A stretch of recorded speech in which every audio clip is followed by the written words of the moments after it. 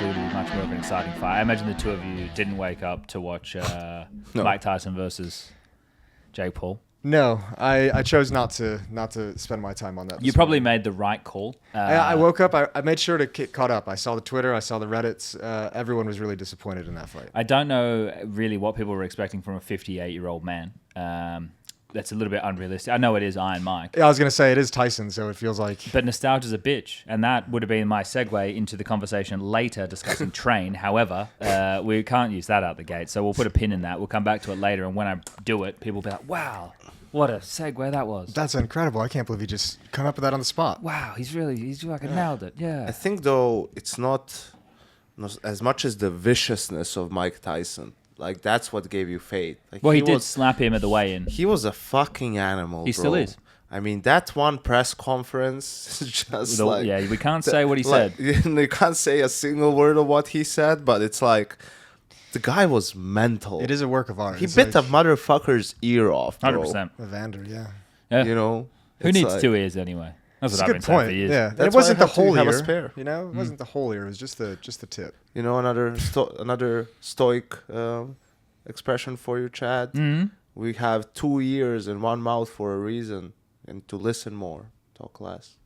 Wow. Jesus Christ. Our entire jobs are about saying things. I know. Yeah, but maybe sometime. Yeah. Listen to your co-worker. Listen to your heart. How was the karaoke last night? We didn't do karaoke. Oh. We went and played pool. Did you lose to Maui? In pool? I didn't play Maui in pool. You played Dust. I played Dust. You beat Dust. I beat Dust. What was that he said to you? Let's not worry about him? it. Let's not worry. We can't repeat that one either. That's like a Tyson level thing. I think we can. No, there were no bad words in we there. can. I really don't want to think about it at the moment. I don't want the image in my But head. the image is there now. It is there. So now you just come out with it and say it. I know. Say it. So that all people at home can have that image too. I'm just gonna suffer in silence on this one. I don't want to put Dust on the spot. You know, I don't want to blow the man up. Dust is my neighbor. Is he? Yeah. It goes... You gym- moved to Idaho? No, that's Trace. It goes gym, then Dust room, then my room, and we're like the only rooms on that corridor. And the problem is when people are on the treadmill, the walls move. The walls move. So yeah. Well, what's... Because like when we first got here, there was the whole the whole scheduling situation where I got moved from the second shift to the first shift. Just Shout out to Harry Russell one Shout time. out to Harry Russell. He's really followed in the footsteps of James Bardolph. He's on his Bardolph arc yeah, right now, and yeah. someone had to be, and I'm glad that it's Harry out of everybody. Really. Yeah. So I was the only caster from North America, so I was very jet lagged. I didn't sleep like the first 2 days of the RMR. I think I had like a combined like 4 hours of sleep across like the first like 2 or 3 days of arriving. So Some would say better than none. yeah, it is better than zero. That is fair. Thank you, Chad. Way to look at the bright side. It's a Always rare an optimistic optimist. moment from Chad. But to like try and get myself some energy for the day on like day 1 and 2, I was down in the gym on the treadmill at like 3:45, 4 in the morning. And then I found out Dust was in the room next to the gym. And Then you turned on the other treadmills without being on them. and then instead of going in the far treadmill from the room, I went to the close treadmill from the room the next day. I was like, someone's gonna suffer with me. Yeah, but if someone has a good pace in there, like you go douche, douche, douche. I tried to be gentle with the pacing. You know, I tried No, it's to be. fine. I'm not. I'm not. It's a great blaming impression anybody. of a treadmill, Thank I have you. to say. My nights are being kept up by the treadmill. Really, have just started to wear into action now because I'm going to bed at like 9, 10. And that's early considering the shift that I've been on, but people are still going to the gym at that time. And it's 24 hours, you can go whenever the fuck you want. I'm not complaining. Like I actually prefer the fact that I'm that close. Like I can do everything. This is the furthest I have to go, is your room to do a podcast 2 Like, floors up. if you need to take a piss, you can actually go to your room and do it. Well, like, there's no bathroom in the gym anyway. So you have to piss on the floor. I guess you could do that, but there are cameras in there. Yeah, you could Jason, do I just have made a bit of a Oh god, here observation. we go. Here we go again. This is back to like fucking room analysis. What have you got this time? Well, that bottle of fuck's sake. Dayquil Yeah, was full. yeah.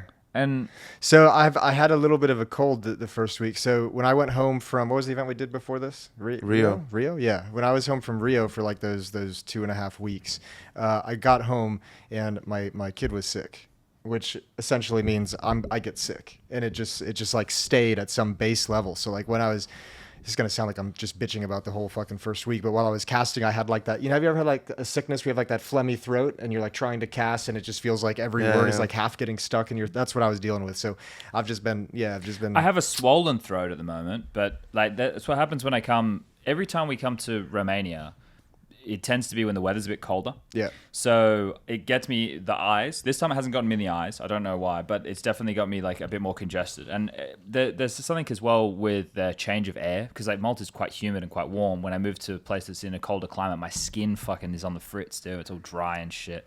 It's like I fucking hate this weather, man. But yeah, you should be used to this weather. The two of you. Yeah, the weather's fine. It was snowing the other day. Yeah, it was snowing on like day 2, and then it just stopped, which was great. Okay, but you're feeling better now. I'm feeling better now. I finally got taking rid of half it. a bottle of Dayquil. Half a bottle of Dayquil and a week away from the kid. Yanko, take the sun, man. You know, you're getting some need vitamin that- D right yeah. now.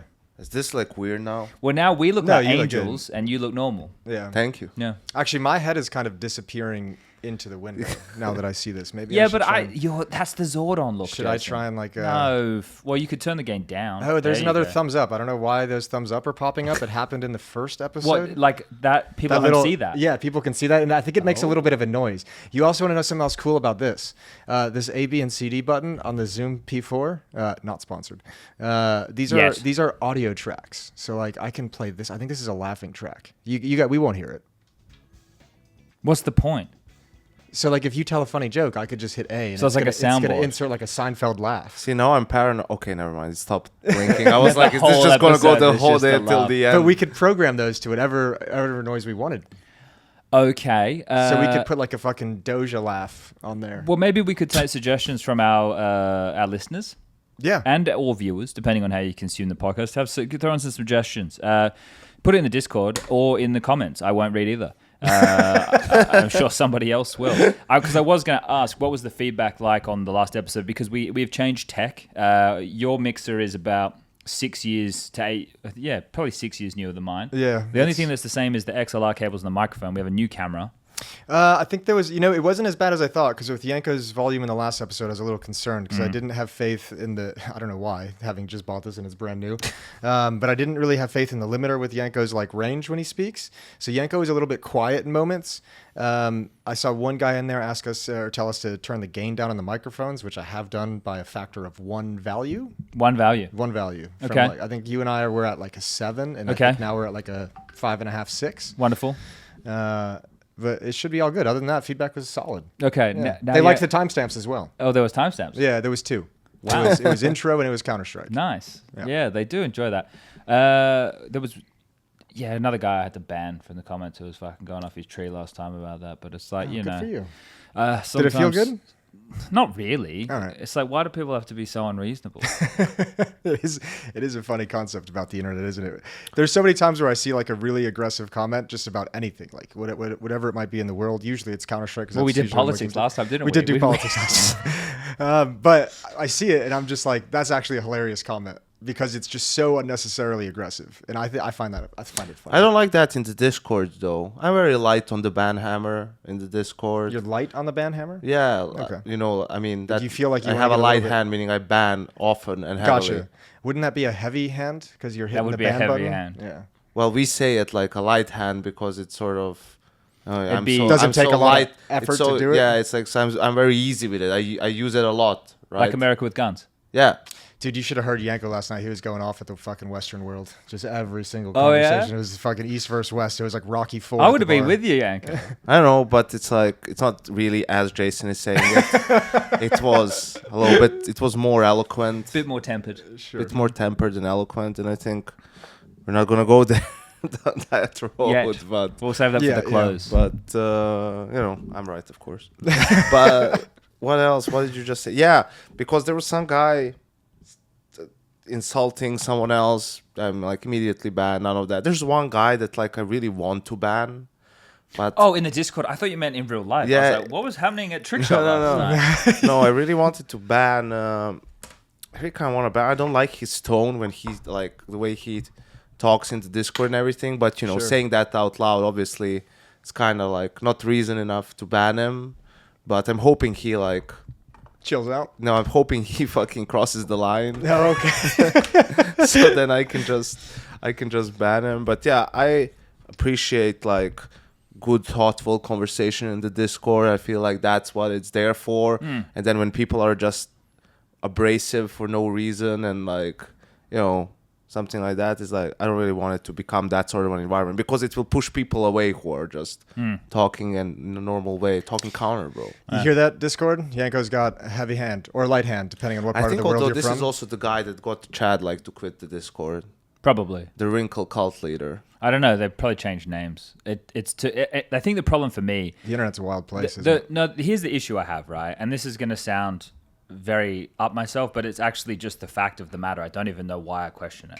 Is the reason that people listen to us doing a podcast is because in certain areas we should be more knowledgeable, right? So when we're talking about certain things, like for example, all these roster changes that are going to happen, when I'm on the forums at the moment reading comments and people are talking about G2 and they're like, oh yeah, like how about the team, this, that, and the other. It's a dead team. The roster is going to change significantly after this major, right? Like unless they win the major and they somehow convince Modesty to stay, the team is going to change drastically. I also know like there's so many other top tier teams in the top 10 right now that have already had a lot of roster change conversations, right? Like things that people would never expect to happen are already semi-confirmed behind the scenes to be happening. But my point of this is like we have this information because we're kind of on the periphery of that circle. Like we hear from someone else, or we get a little bit of news from this, or we're friends with this player or this guy. Like Yanko's fucking Nico, one of Nico's mates. Like I'm talking to Justin. Yeah. Like fucking I went to Twist's wedding. Yeah. You're American. You know all of them. Yeah.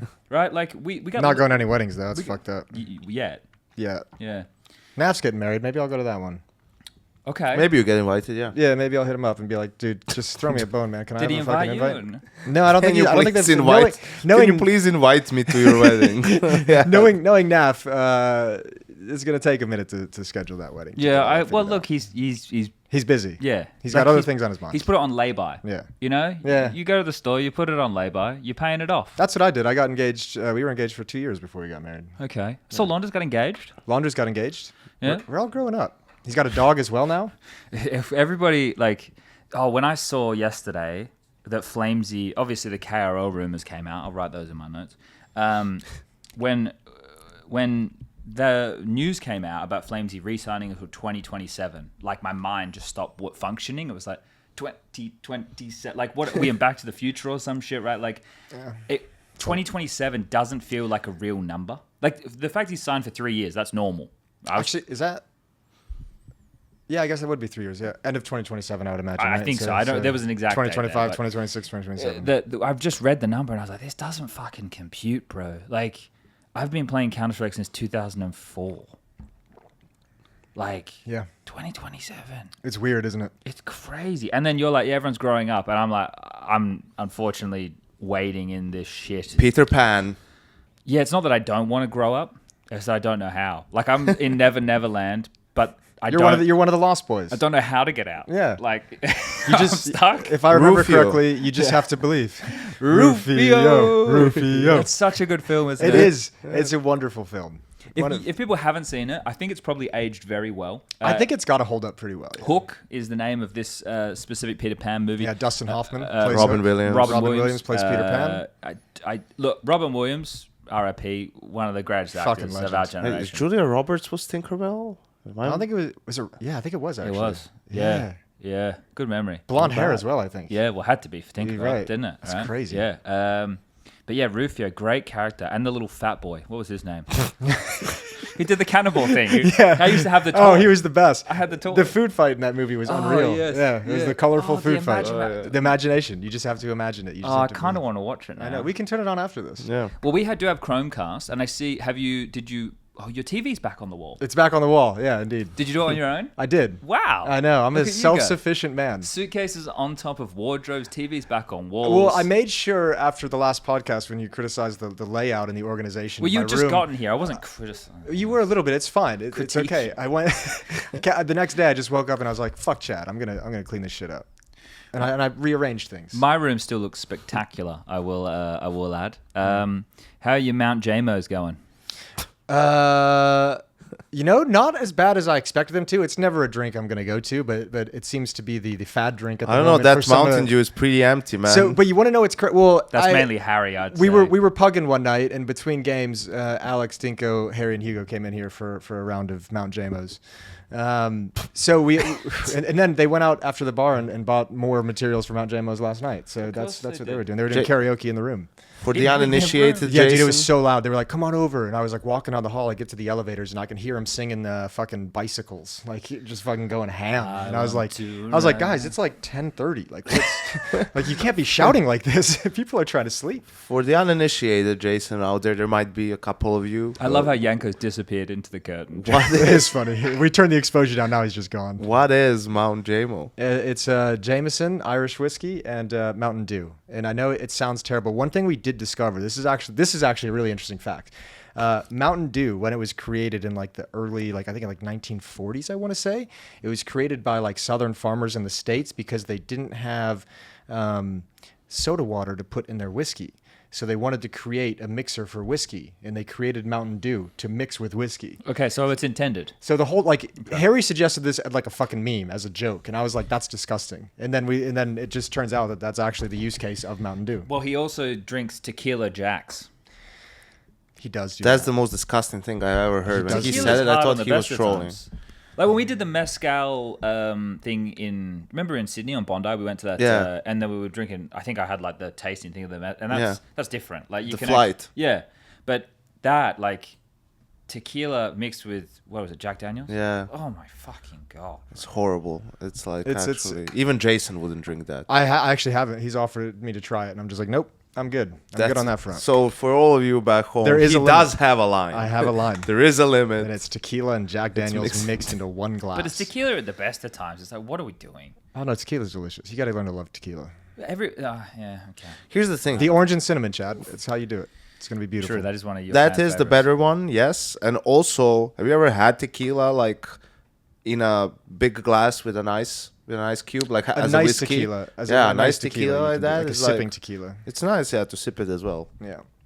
But I always feel like those people who like to do that are kind of freaks. I mean, I have done it occasionally with nice tequila, but they're freaks, you know. I'm a very few and far between drinker of alcohol. I know. So for me, it's just like the only reason, and this is the most irresponsible reason to drink, but the only reason that I would drink is to get drunk. I do not like. Enjoy drinking. Yeah. It's like fucking drinking a beer is like having a loaf of bread. Oh yeah, that's why I don't drink beer. Oh, you're counting your calories now. Okay. I would like at one point in my life to see if I am able to get down to a body fat percentage Or that what? shows some muscle definition. Ooh. All right, that's reasonable. Just at one point. you can get that. And this is that time. 2025. I've been pretty consistent since I went home to Oz last year, and then since then, like I've kind of cleaned up my act, which I thought would help my mental, but it hasn't at all. But at least we're going into the gym and eating healthier, so we'll take the wins where we can get them. Yeah. I suppose that's a victory, some might say. Should we do we want to dive into just some random stuff, the random news, or do we want to go right into the Americas Well, RMR? this is why I brought notes. Okay. All right. So the Mike Tyson, Jake Paul, and then John Jones, Stipe. Obviously, this is the MMA podcast. Is So John Jones gonna get didn't he last 7 times he got the fight didn't happen because he was high on something or he was taking I don't know. Failed like a steroid Yeah, test or failed something? like John Jones is the picograms. That was a long time ago now. Look, John Jones versus Stipe, it should happen. It should be fine now. I don't remember the reason it got rescheduled last time. it was a pectoral injury for Jones. Okay, well, Stipe, this will be Stipe's last fight. No matter what happens here, he's going to retire. I think the big thing is it's like what happens after this, because Jones people are saying he's ducking Aspinall, which is, I think he's a British heavyweight fighter. So it's curious to see what happens after this, but it's a big fight, and it'll be much better than the one that people watched of Mike Tyson versus Jake Paul, but it's going to be pay-per-view, so I guess you got to pay like $70 or whatever to watch it. It'll be on as we're casting tomorrow morning. So we could actually watch it. We could actually just put it on the TV in the green room. Yeah. So it could actually. But Then I wrote down real stuff that we could talk about. So I put down the update. Obviously, the hit prediction thing's a big one. Train. There was some overpass changes. We got the Asian RMR, the Americas RMR. Then we can preview the European stuff that's coming up. The KRL. Cool. Let's just go from the top of your list. What do you want to start with? What's piquing your interest right now?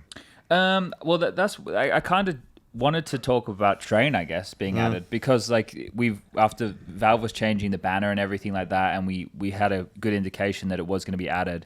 I know you guys have played a little bit of it. We did some 10-mans of the night, and then the map came out the next day. You probably played some games with Chev. Yeah. I played some with Rush. I think you probably played some with the boys. I know Alex and Hugo and Harry and everybody were I playing played a couple games with them. But there's a lot of like tweets that come out immediately, like when a map drops, which I always think is the worst thing in the world, because it's like such a knee-jerk reaction from people, right? Like when they see these things, it's just an immediate bang, like, oh, what's my first take? What's the hottest take? Like I had to kind of hit Harry on the nose with a rolled up newspaper yesterday, because he comes in the green room and he's like, oh, the map's so T-sided. I'm like, bro, the map's been out for 24 hours. I know. And of course the map's T-sided, because initially you're learning what all of the timings are. You're working out what type of utility you can block with. The T's are going to have all the advantages because you're literally just running out and shooting people in the head, like with very basic utility, right? So it's like to make any judgment on how the map is going to develop. That's all they're doing. It's like I actually kind of hate playing. I mean, I play it because I want to play the map and I want to play Counter-Strike. But when those guys are pugging, they're just literally like, let's just rush out A main. And I'm like, I'm trying to like play the map. I want to like feel how this map is going to go. Can we actually try and just play real Counter-Strike? Take a little slow. Yeah, take some angles. Don't need to rush every round. Yeah. I don't care if we win or lose. I want to actually see how this map plays in different scenarios. It's fucking hard. I saw a Reddit post within an hour of that update of Train being released of someone, just a random person from the community, complaining about how the new Train is like not good. And I was like, dude, it's been a fucking hour. It's not like the old Train, right? Yeah. That is a statement that is true. Yeah, that was my take. I mean, I had one of the quick reactions. I saw your knee-jerk tweet, Yanko. You clarified after. Look how they massacred my boy. I saw it. Yeah. You ended up on HLTV. And then I figured, okay, I should probably clarify this. Which was basically my take was just like they've changed the map a lot. Like they've changed the layout of the map drastically, which I don't feel like was necessary. It's debatable. I've only played it like 3 or 4 times. Obviously, as you guys have pointed out, utility needs to be figured out, all of that stuff. It's just like the one thing that's really weird to me is the whole pop dog situation. How you have to kind of go down B and then go around like to get there. It just feels sort of strange. Why not just, okay, you want to extend it or whatever, just do it from the T side. You have that. I think they want to get. In my mind, I'm assuming Valve has done that so that they can put a point to motivate CTs to be aggressive, to potentially stop that. Yeah, because when you would push B, right, coming down pop late would always be like a timing gamble, right? But I think what is a key point is if we establish what the meta was on Train previously and how Train has evolved, and then can kind of look at the new thing. Because I actually had some people tweet at me and say, like, so all I typed was nice update, because I actually was interested in the hit prediction stuff. Yeah. To see how that, and for somebody who plays on higher ping, the hit prediction stuff is dog shit. Do not use it if you have higher ping. And it also says in it, it's like it can give you the wrong, like it can show you a dink, or like I've seen a couple. I've gotten that a couple here. I've gotten a couple of those here where it's like, oh, I just dinked that guy, and then like then the round ends and you see like the damage done and you've done nothing. Yeah. And I'm just like, So the headshot one and the body stuff I have off. That's off by default, but the ragdoll one is on by default, and I have that on, right? And in certain scenarios, it does feel a little bit more responsive. And I imagine if you're on LAN, it would feel great. Like it would feel pretty crispy, right?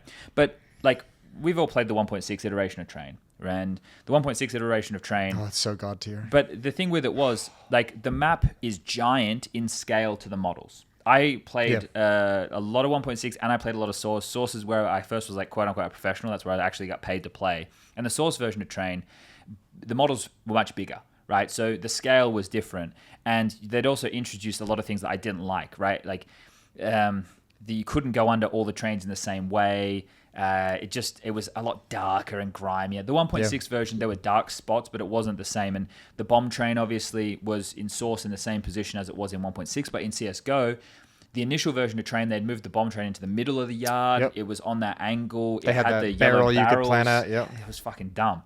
Then the version that we evolved to in CSGO was a pretty decent version, but there was no pop dog train.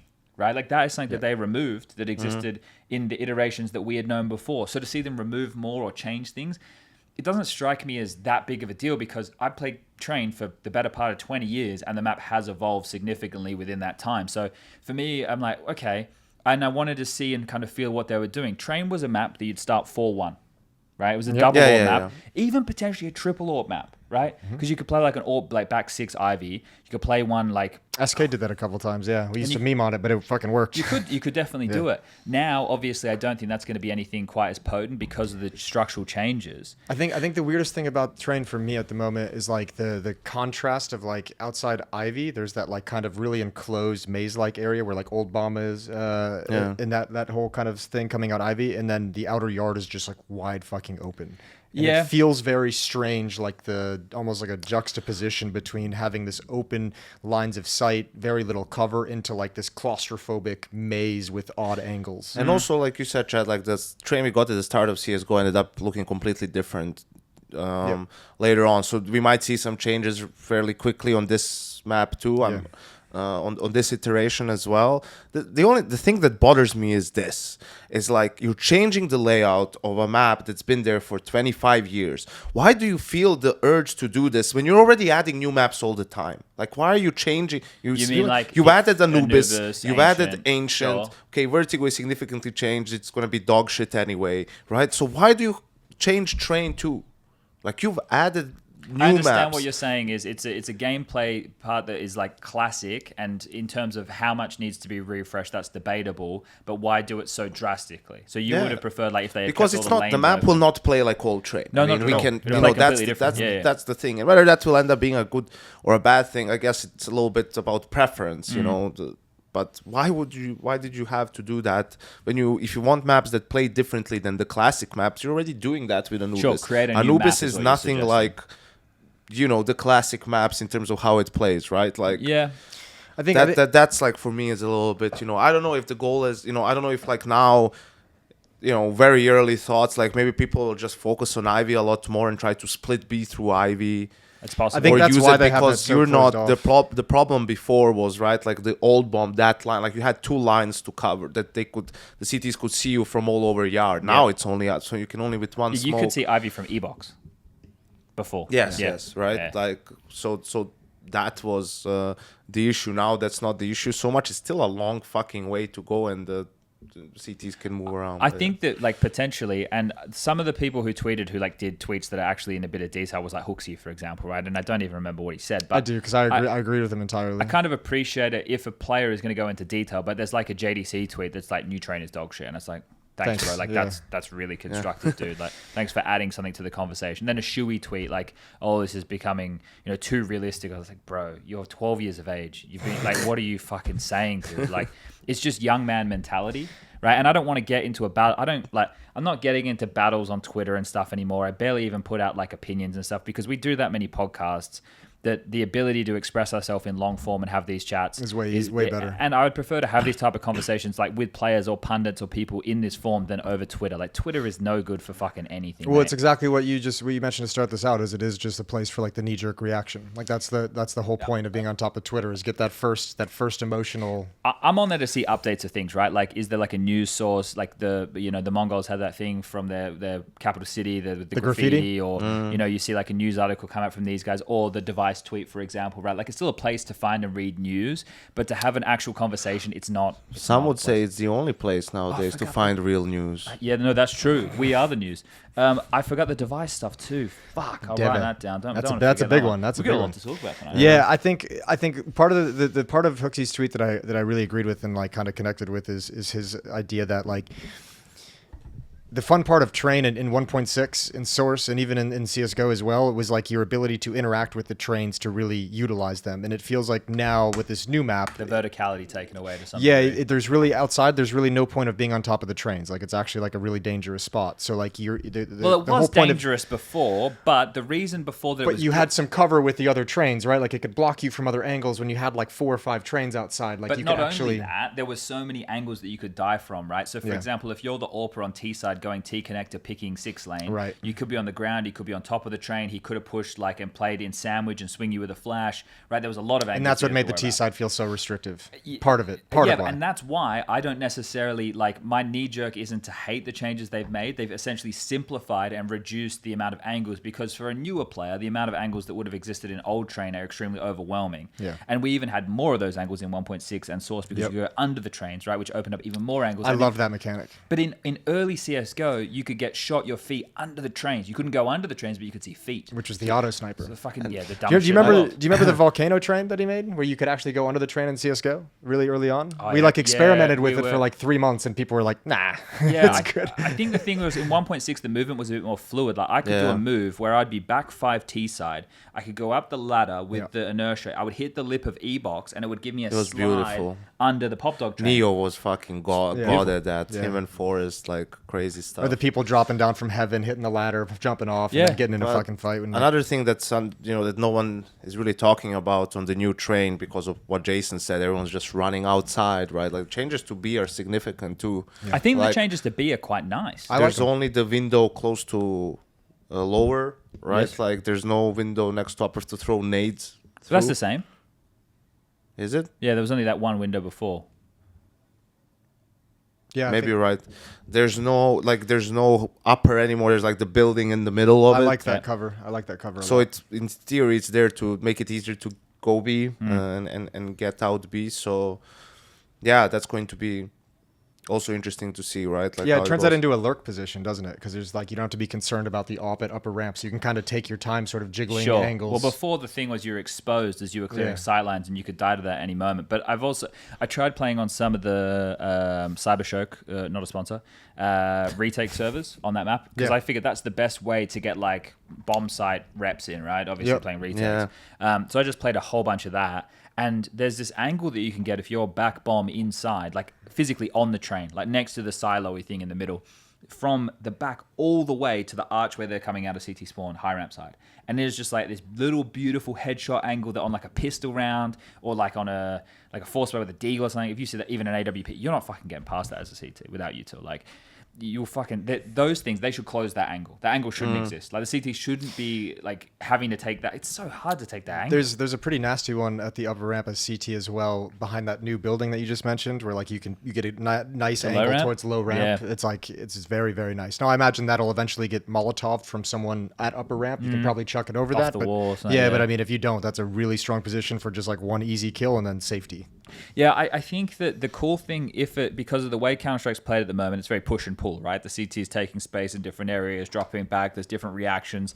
I like the way that the ability now for the CT to push in up, they can actually, you can control Pop Dog, not by having to run out connector into Pop. You can play 2 players inside and get Pop Dog control that way. I think that the corridor is stupid though, because it's another long angle. It's too long. I wish it was shorter. Yeah. Like I feel like before, it was like, oh, we have to do this tower boost to drop in. And it was like, okay, the players are getting creative on how they clear Pop, but it's still a coin toss, right? Like, maybe you hit the shot, maybe you don't. Maybe the guy holding Pop gets the double kill. So the ladder dynamic before was very influx and risky. One of the wildest things was like Rain was really good at this. It's just there was like literally the spot where you put your crosshair where the guy drops, and so he's just staring at a wall, right? Because if a player drops, that's where his head is gonna be, and like you win that fight. Like it's such a wild way to take a fight, but it was the most efficient one. I do like it in the sense that it gives CTs a much easier flank. Like you have a new coming up that ladder was always just it like doesn't feel like a redundant option. Yeah, you're like Yes.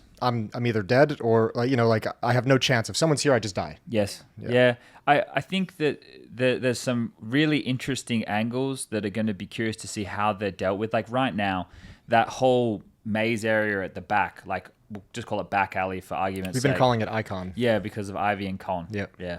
I heard that from Alex. It's quite a curious name. But if you smoke off in the mouth part of that, as a CT, if you have 2 players, you can just boost over and you still get full yard vision. Right? So like that is something that feels like early. It's like, oh, let's just block this and go out. But as the map develops, the CTs will have a pretty reasonable counter. Yeah. In a couple of the games I played, we played against a team that was a 5-stack and they had like a full yard execute. So they were like mollying back. But the thing is, like, me and Rush had sat in a server just for like a couple minutes working out like decent block main utility. So they came out, but they were segregated because we had like a good Molly nade flash combo. So like as long as we won the duel against the first two, you're not worried about Pop Dog. I'm spitting on your pad, sorry, Jason. You're all good. I'm not worried about Pop Dog because they can't get there in time for the rush. Yeah. Because they have to go further. Yeah. So you just have to worry about locking down main. And then it's like, you guys are fucked, right? Yeah. But like people also just want to get this out of the way because I see some speculation. And I'm sorry, whoever thinks this way, I know you jokingly tweeted about it, but people genuinely think this is serious. The idea that train could be added to the map pool before the major. It's like, are you guys fucking, like, what are you smoking? Because I want some of it. I had so many tweets of people, someone would just be like, you should never be allowed to fucking speak again. and I'm like, can we not just have a little bit of fun with the situation? A little bit of humor? You know what is just a weird thing to me is like, for example, like some of these seem to be lifestyle upgrades in terms of the hits, the ragdoll, all this shit. Couldn't you have pushed that separately just so that maybe that bit could be used because it's just like a performance update for the teams? I think it might get used. This is what I was just with J-Raz. We just went across to the mall and we were discussing what patch might get used. And I imagine that this got pushed mid RMR. So I would expect the current update to be used in the next RMR because it's completely separate. Oh, that's right. They just don't have to play train. Yeah, exactly. I'm just stupid. Interesting. Well, you guys had a big night. You were celebrating making it through the first week. Yeah, survival. So really. Yeah. Yeah. We played pool. I went to bed. Yeah, you did. It was me and Shai versus Harry and Alex, and it's probably the 4 worst pool players that ever stepped foot into that pool table area. But me and Shai won 2-1. I would have given it to you and Chev as well. Yeah. Just barely. Yeah. There was a lot of, now you guys get 2 shots because, we someone don't missed everything. Yeah, the thing is as well, I noticed when we play with like Americans or what, there's different rules in different parts of the world on certain things. So I've just taken over. I only actually play pool in Romania. Like this is the only place I actually play pool anymore. We played pool in Cologne one time. There was a clown mask there. I know that was used against you. You played Dust, right, Jason? I did. I played we Dust. already covered this. What did he say? So me and Dust in a best of 5, and homeboy got beat. That's all I'm gonna say. Did it need to go the distance? He had a funny line. There were I a couple think, close at the ones. end of that. What was it? There were a couple close ones. There were a couple. I was a little rusty, but I got there at the end of the day. fair He enough. was a That's all that little matters. dusty. So I That's the laugh track. Oh, that's the laugh for track. his joke. Yeah. Okay. Great. So I don't know. We could probably talk about training till the cows come home because it's Yeah, we have you a know. lot to cover though. But Wait, how do you like the rain? I think it's cool. Yeah. It doesn't affect visibility. I actually think visibility is good. When people are like, "Oh, visibility sucks," like, yeah, because using fucking 4x3 stretch, you moron. It's like if you actually use native resolution, the models look so clear and beautiful. Like they stand out. I Like, use 1610. use whatever you want, really, Jason. Yeah.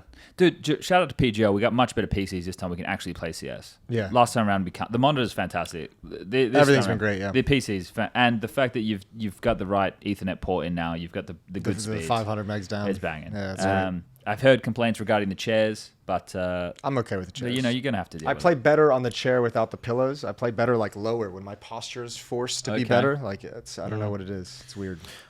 Overpass, I don't really care about. I don't even notice a lot of the They removed all the changes. water. Yeah. Yeah, but that's It's funny because they have rain on train and they removed the Well, water. it's on funny overpass. that they were just like, we can't fix this problem, so we're just going to take the water out. But you know, it has an impact. Like The global warming no, but is okay, impacting it. no. Oh, we can get into that now. Yeah, we can go away from politics. Let's Think about it this way: when you go into B and you want to be the players to block monster, you jump out of heaven and you land in the waters and you don't lose HP. Yeah. Well, now you can't do. You can have that ramp though. There's a slide, isn't there? Like the there nuke drop. is, there is, but like it's a Yeah, bit more it's cumbersome. Like right. it's not. You actually need to be. I mean, I think the big deal with Overpass is like that might be a nice change to take away some of the bugs that were there, but that wasn't the main issue of why No, the Overpass map was needs getting to so. be rejigged. The map needs to be smaller. Yeah. They added, I think it's Eden and Basalt. Basalt's had some changes since it was last in Eden. It's one of haven't seen the either of those. craziest like layouts I've ever seen. But that's a Oh, conversation. so that for will be another the day. next one added to the pool. No, Good to I know. don't think so. I don't think it's another one of these with the bomb site in spawn for the CTs. I'm just so glad they didn't add either of the last two maps that they Thera? put in. Yeah. Yeah. Those were odd. No, I think Thera has too much going on for Yeah. it. The device stuff.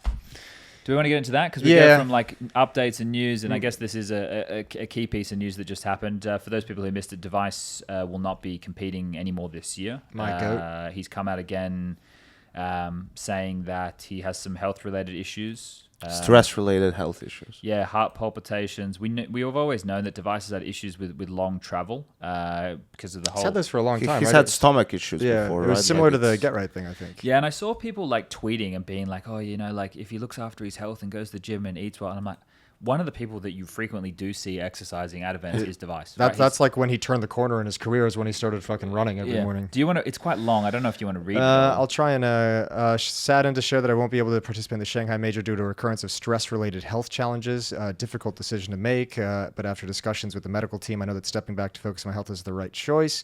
Started when traveling to Singapore, having issues with sleep, wasn't getting more than a couple hours each night. Sounded like me first week. The season has been tough, and I have not been prioritizing myself enough. I can't tell if I feel better or worse having faced similar situation before, letting the team down, letting the fans down, blah, blah, blah, blah, blah. Yeah, it's on his Twitter if you guys want to go read the whole thing. But yeah, just a shit situation for one of the all-time greats. And I don't even know. I feel bad because, like, it's like I feel like the C's tweet really hit me the wrong way because I was like, I get it. I understand, like, players are just like, we're sacrificing so much. How can you not give this last sacrifice to be at the major? But at the same time, it's like he's been dealing with these for a while and no one knows his health better than Device himself. And if he feels like it's not a good situation and not comfortable, you can't blame him. Especially Seized, who qualified for the last major, couldn't get a visa, and they didn't play, and Gamer Legion replaced them last minute. Yeah, obviously, it's the Eastern European kind of being blunt and direct and not really thinking about maybe I should word this a little bit differently and make my point across differently. Listen, I have no doubt that Device is not feeling good. Like, I don't think he's faking it or anything like that, and it's not something to, it's a real thing. Yeah. So I believe that he's having like issues and he doesn't feel like he can perform. Unfortunately, I also feel like, maybe it's just he's not cut out for this in that sense, right? I think like these issues are preventing him. You can't. I don't think if you're Astralis, you're looking to replace him going into next year. Yeah, I've kind of two thoughts because it's like just before. That's a wild statement. No, I agree with Yanko. Do you really?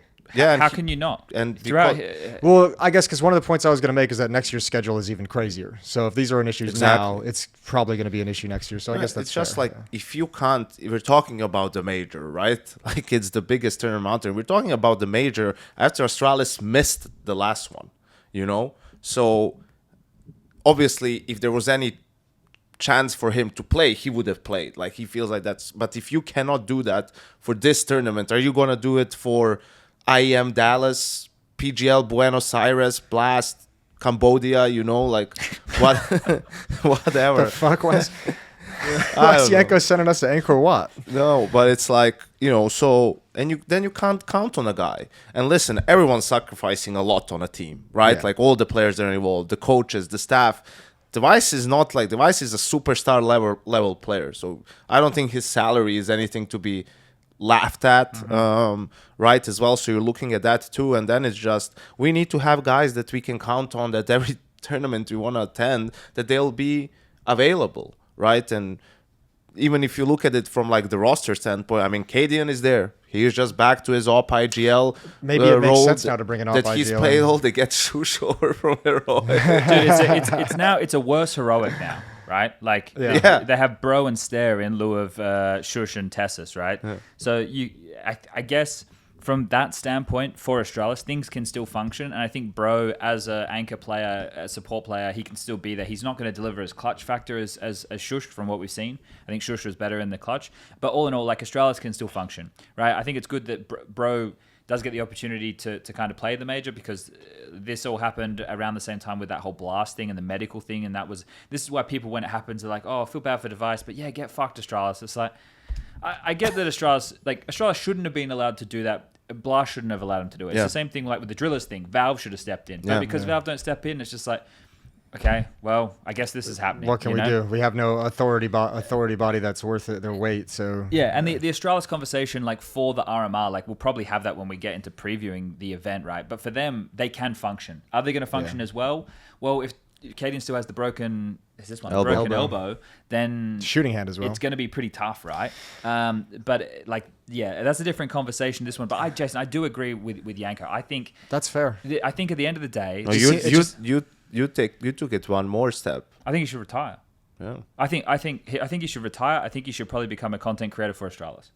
Like and it might be He's not a content creator. Yeah. Just fucking stream or something, bro. Like he plays pugs. He doesn't have to like this is if you have health issues to this extent, right? Which I'm not taking the piss out of. I'm not saying don't exist. I am acknowledging do 100% exist. From NIP, I had spoken to some of the players that were part of NIP when he took his leave last time.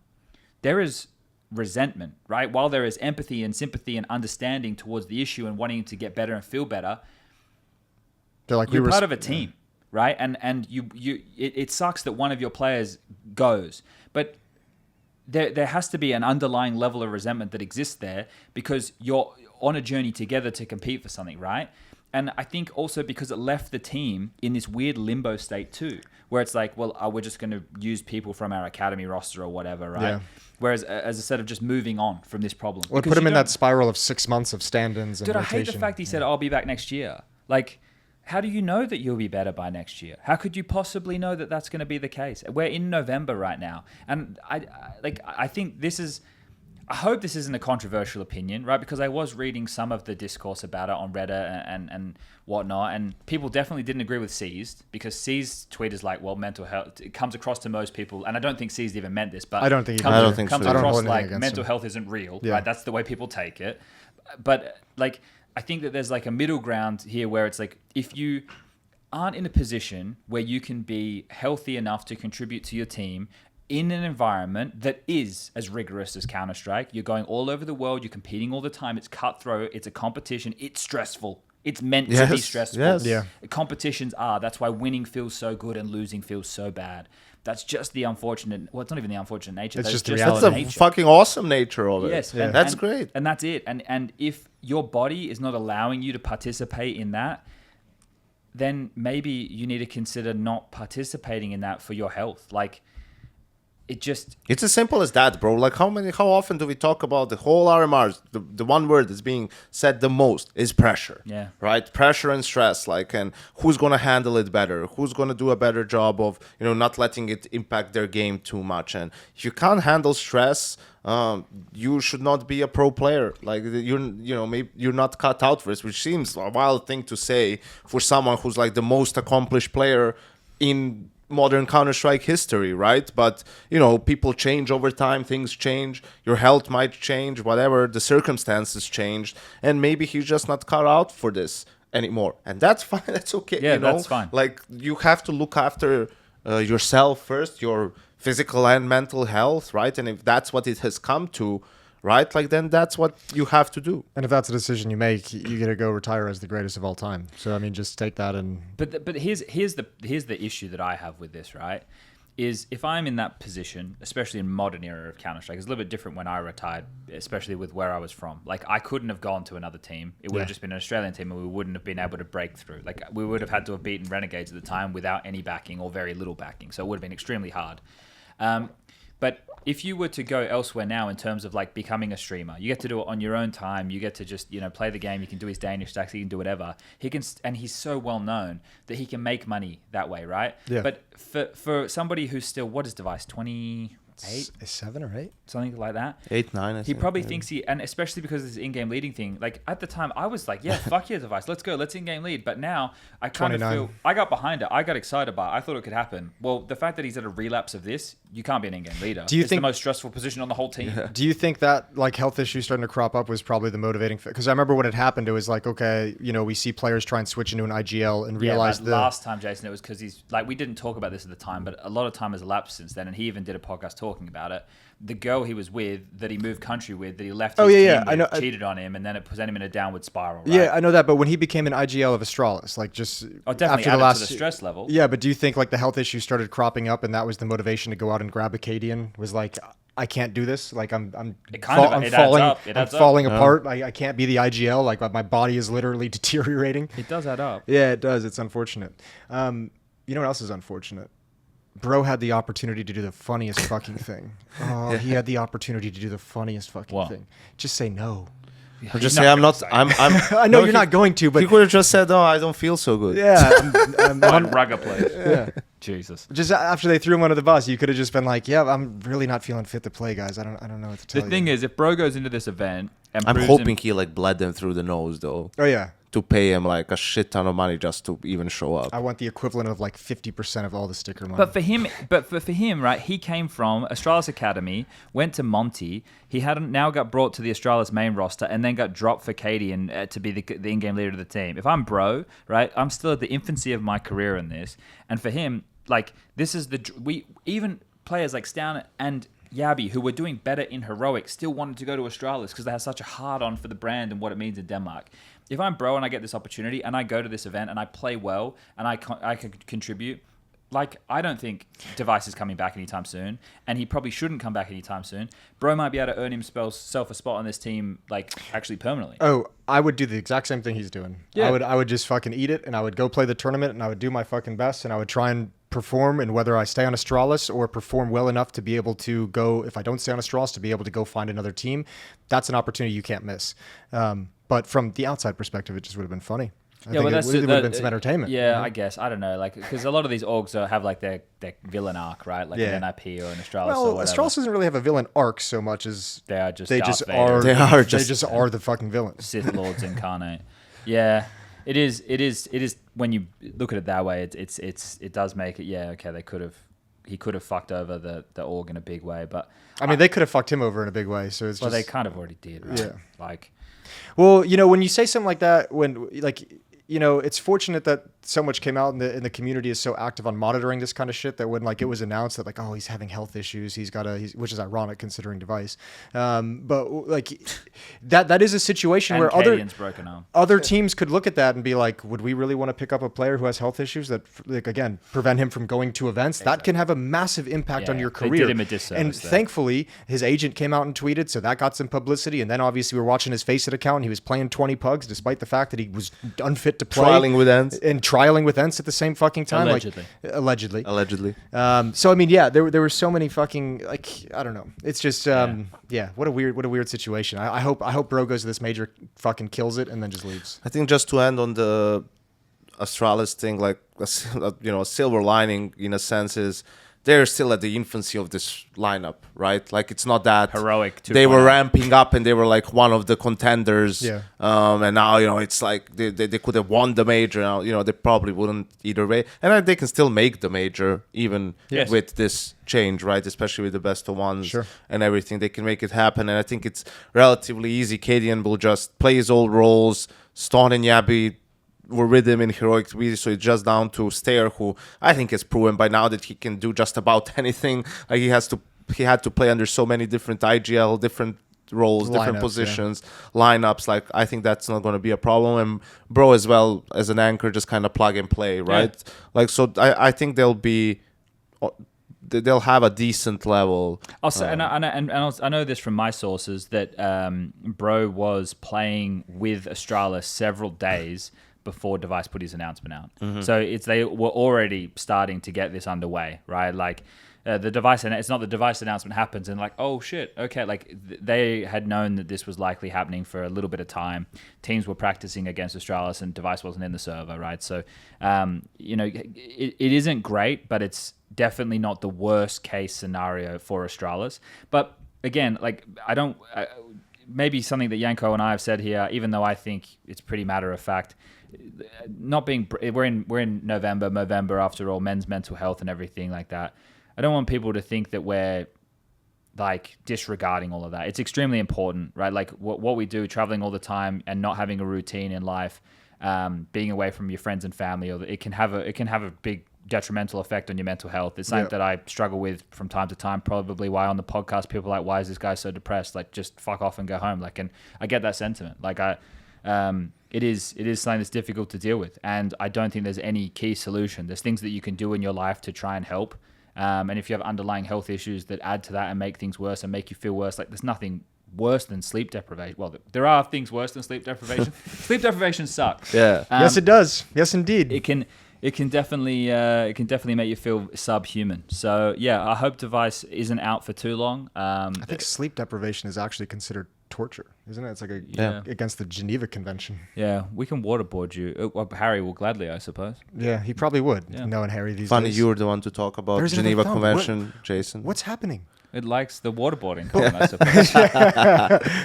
But what triggered the little thumbs up? But- I didn't even touch anything. I think also what Chad said, it's important to note, like for people out there too, is like, you know, you change, like over the years, people change, your motivations change and everything. So some stuff that worked for you maybe in the past might not work anymore. And it's a constant process of figuring it out.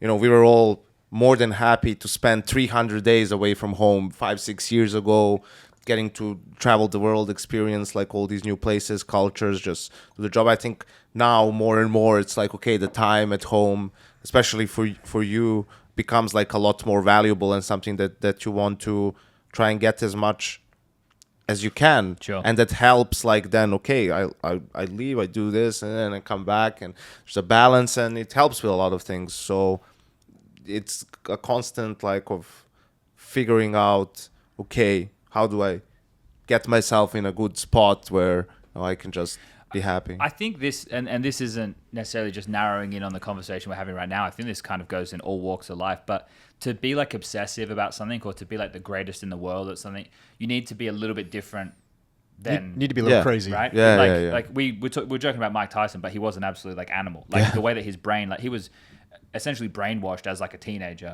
right? And that is why, like, did you guys see... But his workout routine was like something fucking mental. insane. Yeah. Like every day, the amount of push-ups, sit-ups, like all of that stuff. You know, he wasn't the greatest fighter just because he was crazy and was like wanted it more than the other guy. Like his body was in an impeccable His neck shape. is like, you know, I saw something on Twitter about his neck. Did you see the interview that he did before the fight with the... With the girl? 10-year-old or Yeah, something. yeah. It's It's so like, what fucking funny. legacy do... No, like legacy is just another word for ego. We're all going to be dead one day. I'm like, you don't do a kid, And she's man. like, "Oh, I've never heard anyone phrase it like that. Thank you so much." Yeah, she Yes, handled thank you, it Mr. great, Tyson. actually, man. That girl is going to be a star in broadcasting, I'll tell you that. But then again, he also thought Hasbulla was a kid. yeah. Well, maybe he got tricked there and he thought, No one's everyone's an gonna, adult. no one's saying Mike Tyson is the smartest motherfucker on the planet. But he does like have these like weird philosophical gems. Like when you listen to him talk, like once in a while, you're just like, "Fuck, dude, that mindset is fucking wild to have." Yeah, but that was kind of my point is like you look at some of these people, like Simple is a different beast to most people. When like Simple's the guy, when we talk to him about Counter-Strike and stuff, he is skipping steps that like for us we want to like get through, right? Because he's thinking on like a different plane or whatever, and his intensity when he's playing, like the reason that he's willing to fucking chew his teammates out is because of the high level of expectation that he has. And yeah, you need to be a little bit different to be like right now for someone like Monacy, the thing that he has is that obsession at a young age, right? Like the fact that he just lives and breathes and eats Counter-Strike. He got in the tabloids recently. If we had a TMZ, right? Didn't he have some girl drama? Yeah. I'd love for him. I bet he don't give a single fuck about that shit. It's just like Too bad us two US is shutting down. They could have reported it. Are they shutting down? I thought they were just. Don't do that, Yanko. Be nice. I to don't those think they're shutting people. down. I just think they're They're just firing everyone. well, they're firing. They fired. I think Brian they're trying and- to pivot and find a new business model. Maybe they should do the TMZ side of things. Maybe they should. that's why. Yeah. They kind of have been. Yeah. Well, I guess KRL does a good job with some of the I don't want to say like TMZ. This is what bothers me. It's like, why do people from these orgs even talk to him? Like, if you're on my and you're in the KRL? know, let's say, I you're think like, intentionally. but it doesn't has to sound be like some of the mainly news Apex, that you bro. want to leak. It What? has to be mainly like Apex talking to him. Apex goes on his podcast and does this type of stuff. I don't think it's Apex. But do you give I a think fuck? it's smarter than that. Do you give a fuck that KRL knows that Flamey fucking hell, that Flames is going to re-sign? Like, I don't think that's that big of a problem. He just broke the news 24 hours before it happened. I don't care. Like, Yeah, but some of the other stuff, so the Jimmy stuff, potentially, yeah. and then the other one is obviously the Spinks one. But the Spinks one we already knew that Ish. there, and I imagine if I'm going to hazard a guess, this is pure speculation. Tell me what you guys think about this. I imagine that Spinks is having a tough time with some of the rhetoric from Apex. I imagine, looking at their two demeanors, that's what I would imagine the problem is, because you're not going to have an issue with Zywoo, right? Why? Like, you're leaving Zywoo. I just want to make that clear. Yeah, exactly. Right? You're choosing. Like, I don't think he's going to have a problem necessarily with a Mezzy. Mezzy seems like a pretty easy guy to get along with, and Flames he's known for years. So like, I'm not blaming Apex. I'm just saying that I would imagine that's where Spinks's issues come from. Yeah, I mean, that makes sense. But at the same time, I'm like, I feel like it should be something that he can get over, considering they spent so much time together and won a major together. Apparently like, not. Yeah, but like you should be able to like say like, yeah, like maybe this stuff fucking annoys me, but hey, it's won us a major. We've gotten to this point. We've been together for so long. I can manage it. But maybe it just is just too much at this point. Maybe it just built up and it's just like he's done. He's out. Some people just can't get past it. You know, they don't see the Forest big, for the trees. the forest for the trees. Exactly, Chad.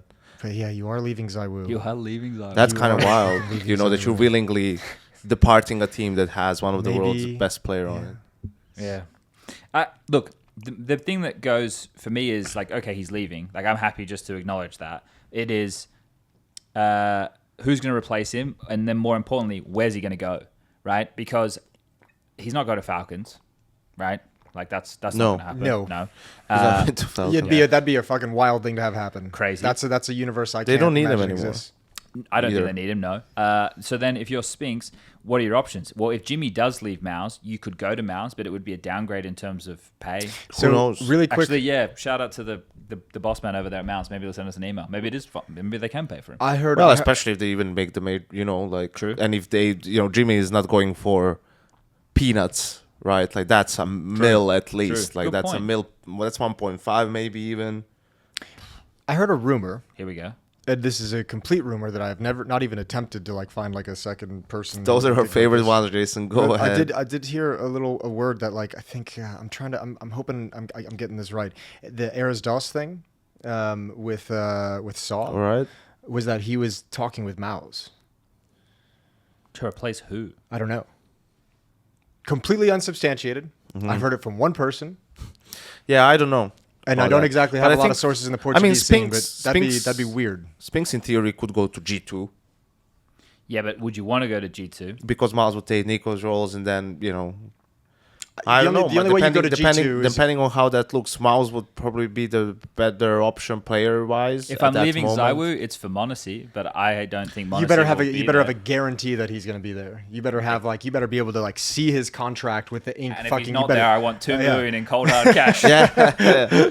I want to see him sign that fucking paper before. Also, I you go. know, I mean, we're already talking about it. We think that post major, the shuffle is going to be the biggest one we've had in years, right? Like it feels like almost all the top teams will I feel be like we say making. that every major, though, don't we? No, this one like. And even if we do, Jason, we're at this major, so who gives a fuck? Yeah, I think it might be FaZe, for example. You don't know FaZe. you don't know what sort of changes they would be making, potentially, right? Like, or they would be losing players. I've heard some contrasting things over there. That's a Like, weird team to sense like figure out. anything's possible over Yeah. there. Like, Yeah, and then I'm curious as well because like Twists has a hard on for his old team. So like if any FaZe players become available, you wonder what that implication means for Liquid. I'm sorry, if Yakinda plays the same way that he's been playing this whole time, Yeah. and he just did at the RMRs, like sure he had a good game here, there, or everywhere, but if he plays the same way, I can't see how they can justify keeping him. I understand he contributes a lot with Russ in terms of like the game planning and talking theory and doing all those things. I Yeah. just don't know. I'm Like, with I you, know and- it's not just about the kills. Like I understand it's not just about the kills, but you can't go from 18 frags or whatever it was, a 1.81 19 on rate Anubis. to what, 7 kills or on 8 the- kills on the over the next next two 2 maps. maps. And he will also take away kills if you go watch his CT side against Wildcard on that opening day. that was Yeah. Inferno, right? That was Yeah. yeah on Inferno. Like my brother in Christ. Like you've got to be making some better decisions in these Here's situations. the thing: the Yeah. big question about this shuffle is, so Jimmy's gone from us, right? Like we feel like If that's, we believe I feel KRL, we yes. feel like that's gonna happen, right? So which other mouse player gets picked? Because one's gonna get picked. Well, Shui if you need an in-game leader, Exertion if you need a map control player. I I honestly think- wouldn't be surprised if none of the other 4 left. I think Liquid would love Exertion for Yakinda. Yeah. because they would. he is also a vocal guy, so he could just fill that role as well as just being the opener and and you this. can play in the Asian RMR. Exactly. Oh wait, there's no RMRs, but Yeah. there might be an Asian qualifier. Yeah. you still get that flexibility in terms of the region. I actually forgot G2, about if they that. It lose could be. Monacy, they might like really think about Torji, for example. Sure. right? That Like wouldn't as be- it's not a bad someone that shout. they would like to try and Yeah. get. And as Chad said, maybe an IGL for a team that would be looking for one, but that doesn't feel like a lot of teams are going to be on the lookout for an IGL, right? Like that it's mostly like the other positions that are being, Apex is not leaving Vitality, Kerrigan is not going to be replaced in FaZe. It doesn't feel like Twist is IGLing in Liquid. Right, G2 can't, if they lose Nico and Why are Monacy, you like so they can't confident change an on extra. Carrigan? That he won't get replaced Yeah. because it's his team. I think I could see Kerrigan choosing to leave if he wanted Choosing to leave. Yeah. Go where? to just retire. Now go hear me into out. coaching. Hear me out. Just give up. No. Just Wait, hear me hang out. it Not up. give up. The man's had a Just fucking fucking long ass hang it career. up. It's not give up. Hear me out. Hear me out. It hear me is out. just You want him to move into the coaching role. Dude, Wait, he's wait, wait. he's just recently gotten married. He's probably ready to go on to a new phase in life. No, but if I'm Carrigan, Pun intended. and I get a, Fuck me. I get a bird, a falcon, who might say, Ah. comes and lands and says, "Now look, it's going to be a hard first start of the year because it's going to be a brand new roster. But imagine this. I don't know. Carrigan, Not with this lineup you got You written get down. to That wouldn't in-game be a league. hard start of the year at all. Yeah, but it is because you won't have any points. You have to play bounty as a wildcard team. You have to play well there and get points because you're replacing everybody. Okay, so Zonic, Falcons don't make it. Goes on his madman arc. He's already got Nico, fantastic. He's got Magis, keep him, great anchor position player. You have Monacy come with Nico. So listen, come on over, bud. The water's warm. Your boy Nico's here. Jimmy, you get him. So now you've got your fantastic extremity players, Magis and Jimmy, can clutch, can do it all. And you bring in fucking Carrigan to in-game lead the team. I think that team. It's a sexy lineup on paper. Tell me.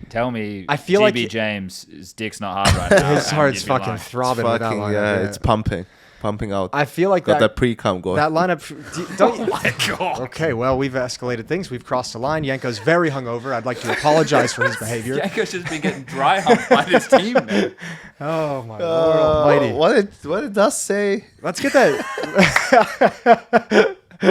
Let's get that Durex sponsor for fuck's sake. Jeez.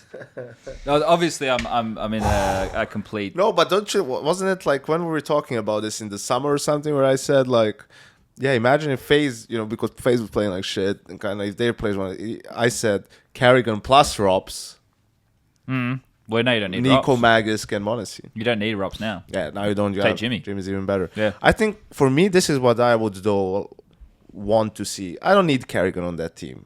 Okay. Right? Can keep Snappy there for 6. Well, actually, if maybe he's really motivated, he's going to play at least for 2 more. Actually, fuck that. I'm going to say what I initially wanted to say. No Carrigan. Snappy's there. He gets the first 6 months. He gets 1 season Okay. to prove that he can be on that team, lead it, and play well. With that the they best could do pieces stuff. he's ever Yes. had. Yep. Like he has 1 season. Yep. That's plenty of, that's enough. You don't get more than that. You don't need more than that with that team, right? And if it doesn't work out, Nico fucking moves to IGL and they get another rifler. I don't hate it. It's time. I don't hate it.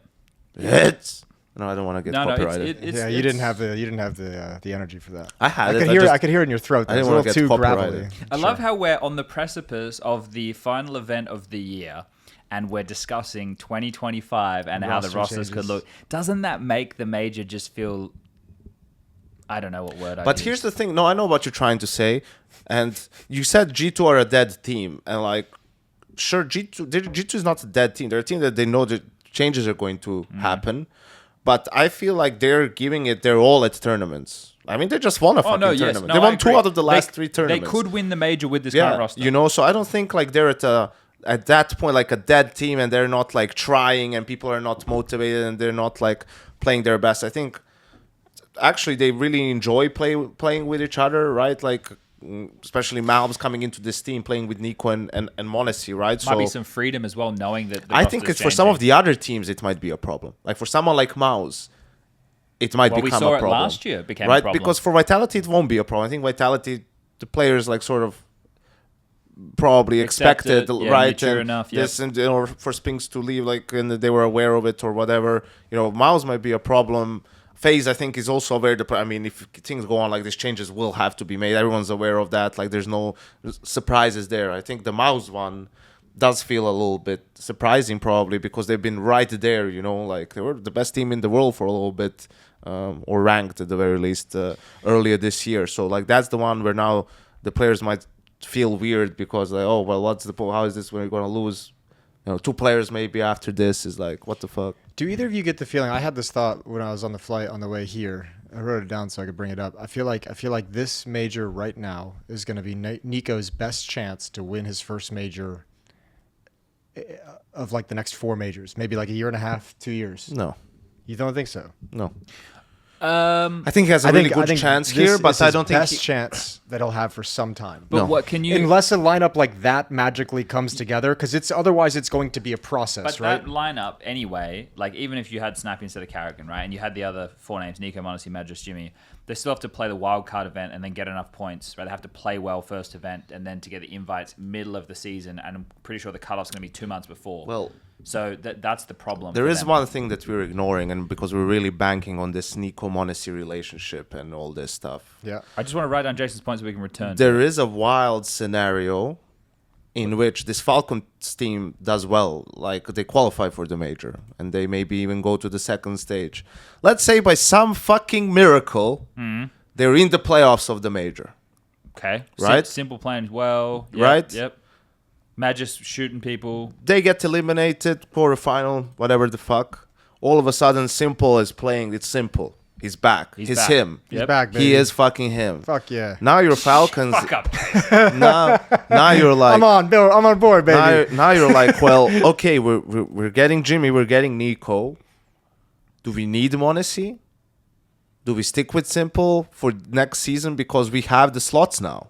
Yes. Because we have the I see core. what We you're have saying. Snappy, Simple, Magus. So you think it's up in the air until we know Falcons results? No, but I'm I'm just saying it might, I don't necessarily believe it wholeheartedly, but it does sounds fucking sexy, doesn't it, Chad?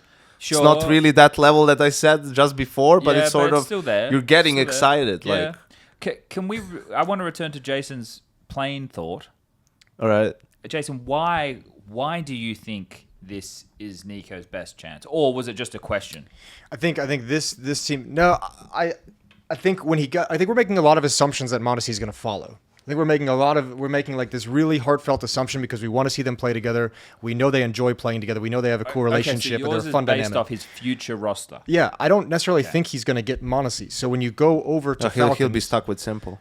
yeah, maybe it's Simple. Maybe I don't even Terrible. know. But that's the thing. There's so much uncertainty with what that roster can be. I can see a world where he gets over there and they're playing for 3-4 months and they have to make a roster change. And they're playing for the 3 or 4 months and they're like, okay, Madden's not working out. Get him out. Okay, Snappy's not working as an in-game leader. Let's get a new one of those. And you're constantly upgrading pieces of this roster. And there's going to be a period of each and every time you make that change, you have to get someone caught up to speed. You have to get caught up to speed with protocols, with playing with each other, with communicating with each other, get over the Sure. issues. And then all of a sudden, maybe that first major comes around of Austin and they're not fucking ready. After that, there's a roster change. Second major comes around, whatever the fuck it is, they have to make another roster change before or after that. And all of a Yeah. sudden, you're in a world where like this G2 roster is probably the most solid position he's going to be in with a roster outside of the assumptions that we're making Falcons might look like. Fair enough, because I thought you were basing it off of what the rest of the scene looks like at the moment. But you're saying what the future for Nico could look like. It can be a tumultuous journey. Yeah. And that is very difficult for us to predict. And if we go off of history with Falcons trying to scout and get players, a lot of people did say no to them. But here's the thing: I think they'll be more aggressive this time. And they might even be willing to go for a bigger spend because they did just win $7 million from EWC. Yes, and their other teams are finding relative success. Like their Dota team is a super team, right? They're not winning everything. They didn't win TI. That was Liquid. Good job to Blitz. But they are like a third, fourth team at events. And I feel that the aggression of the org this time round, especially if Nico is going, we know he's going, that is already the marquee signing that is meant to now be like, if Nico's going, the rest of you, right, you can follow freely. He's a player that attracts other players. Exactly. So I think, and Yanko's got a point too in the sense like, because where would Simple go if not Falcons? Right? Because they kind of have Simple as the ability of, oh, we couldn't get this AWPA, I guess we're stuck with the GOAT then. Like it's kind of a good problem to have. So I see your logic and your point, and it's hard to predict the future. I guess if we then just dissect and look at the because here's the problem. G2 could easily, like, it would be a catastrophe, but it's not the first time it's happened. G2 could easily somehow not qualify for the major, and then it's fucking G2. No, there's zero chance. Zero chance? There's, okay, not full Jason, but there's I don't know. You just fucking said zero. It's on fucking record. We have a camera. There's 1%. a 1% chance. Okay. Let's just put it that way. Okay. It's not the same. It's not happening to them. They're a much better team, actually, and that experience is one of the reasons why You think it won't happen again? it won't happen. No, Yeah, I think they're too good. I think I've been a bit like harsh on Snacks's output. I think the games, because the problem is, like, in my lens, it goes from watching them from home lift a trophy to come to an event, and as I'm casting and literally watching and looking like some of the worst Counter-Strike, not just him specifically, the team overall. Yeah. It's just like my view of it was so much more like dialed in on how bad Rio looked. But also there was events before that. I think it was Cologne, and it was like lack of confidence as well from some of his decision making and everything like that. So it was almost twofold. But at the end of the day, like, if he gets his kills in the pistols, gets the clutches that are necessary, and the team, and like I mentioned on the last episode, in terms of having to deal with the flux nature of the type of players he has. One day, m0NESY probably wakes up and is calling every single one of his peaks. The next day, maybe that's not the case. So my apologies to being so harsh on the critique of Snacks. I think that he's doing good with the situation that he's been presented, and the trophies definitely back that up. So Shout out to Snacks. yeah, you know, sometimes you got to go in the media and you got to make those statements, Jason. Yeah. Sometimes you do. Well, we just talked about so much crazy shit. Yeah, we did. Is there any more crazy shit in your notes? No. Well, no, the simple Not really. stuff, right? So if, let's say, m0NESY goes to Falcons, where does Simple go? Well, G2 would be an option. Would they spend for him? I mean, they would have the money. I'm just selling fucking Nico and m0NESY. They'd have the True. money for That's anyone. true. Right? But, That's true. you know, them wanting to lower Nico's salary is like, are they going to, what is Yeah. Simple going to agree Oh dear, to? Yanko, you said something that I don't know how well known that is publicly. I've said that before. Have you? Okay. I think it was public the last time this whole Falcons Yeah, thing but I went think it through. was more of a rumor last time around. Sure. But I've heard the same thing. Okay. I know. I was going to say FaZe might be an option as well.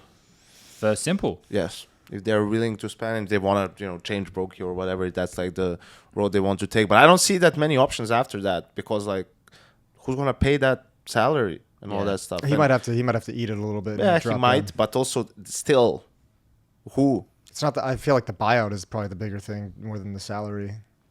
You know, like he can take a lower salary, but that org isn't going to think take a no- lower but I buyout. But think- he's already been on their bench for like a year. Yeah, I you know, think at some Navi point, if might you're be Navi, nice. just I take something. wonder Otherwise, how his much- contract will expire and he'll leave for free. I'm assuming they're still paying him, right? Like those contracts. I mean, we can't know, but those contracts usually have that clause of where it's like, if we bench you, you get 40-50% of your salary. I or think something with like Simple, that. you'd I hope. think it's you'd different hope if he they- benches himself. True. Well, I don't know, but I think if it's Simple, if I was Navi, I True. would keep paying Good him point. full. Yeah. Just for like what he did for the org and like how much of a personality. I he would is. not be No. paying him full. Not full, dude. Well, I'm crazy. He's got to be so- making And so it's much not your money, so that's what you would be doing. Damn straight. But yeah, okay. Can we pivot? Yeah. Yes. Pivot away. It's time. So I guess we could talk about the fallout of the RMRs that we've had so far. So The Americas we can and the just Asia? quickly touch on Asia. So Mongols, Rare Atom, and FlyQuest qualified. I actually think that's a really good spread of Yes. teams. Yep. We get Mongols, obviously they're the best team from the region. Great, they made it. Rare Atom qualifying Chinese representation, awesome. I think they looked much better than Lin Vision with the Fufu and flying. Just in general, like it's somebody. Summer, Kaze, I know Kaze's not Chinese, Malaysian, but still very experienced from the region. Child King, we're going to get his stickers in the game. Yeah. And is it Li Interesting. Hang? Li Hang, I think is the other guy's name. I Yeah. think that. So shout out to them for qualifying and getting to play a major in their own country. That's awesome, because for the opening stages and the elimination stages, there will be a crowd. Yeah. So that's a really cool experience for them. So shout out. And FlyQuest making it. FlyQuest had to have that crazy game against Drillers, and then they took down Lin Vision. Talon Who eliminated them last time around. So good for revenge there. yeah. Talon beat them in the best of one, but Talon weren't able to get anything Yeah, done flat, against Lin yeah. Vision. They just looked, not fantastic. Well, first they had the chance against Rare Item. Like they could have, if they won, that was probably their best chance. That was their best chance for Did sure. you guys see that shit that Techno is been to, this is his 5th major. He's And he's 19 years old yeah. and he's got 5 majors worth of pretty stickers cool. under his belt. That's pretty cool. Good stuff for Techno. Fucking love that for him, bro. Yeah. Good for him. Yeah. But they, Buy yourself a fucking palace. they're really nice guys, right? Yeah, Like, they are. we don't get to talk to them a lot, but they're always saying hi and everything like that. But Well, not the Cadian, apparently. yeah. But the thing with them is they have attitude, and they do it on social media, and from them it comes across as a bit more disarming and showing personality, right? Because you don't kind of expect it from those guys. That tweet after winning Thunder Pick was actually legitimately funny. Yeah, I thought that was pretty cool. But yeah, I should probably touch a little bit on FlyQuest, seeing as they are Australian. So the fact that they were able to turn it around since that best of one loss, they had to take down Drillers in that. There was like an epic series. Triple overtime. Triple. Yeah. Like that.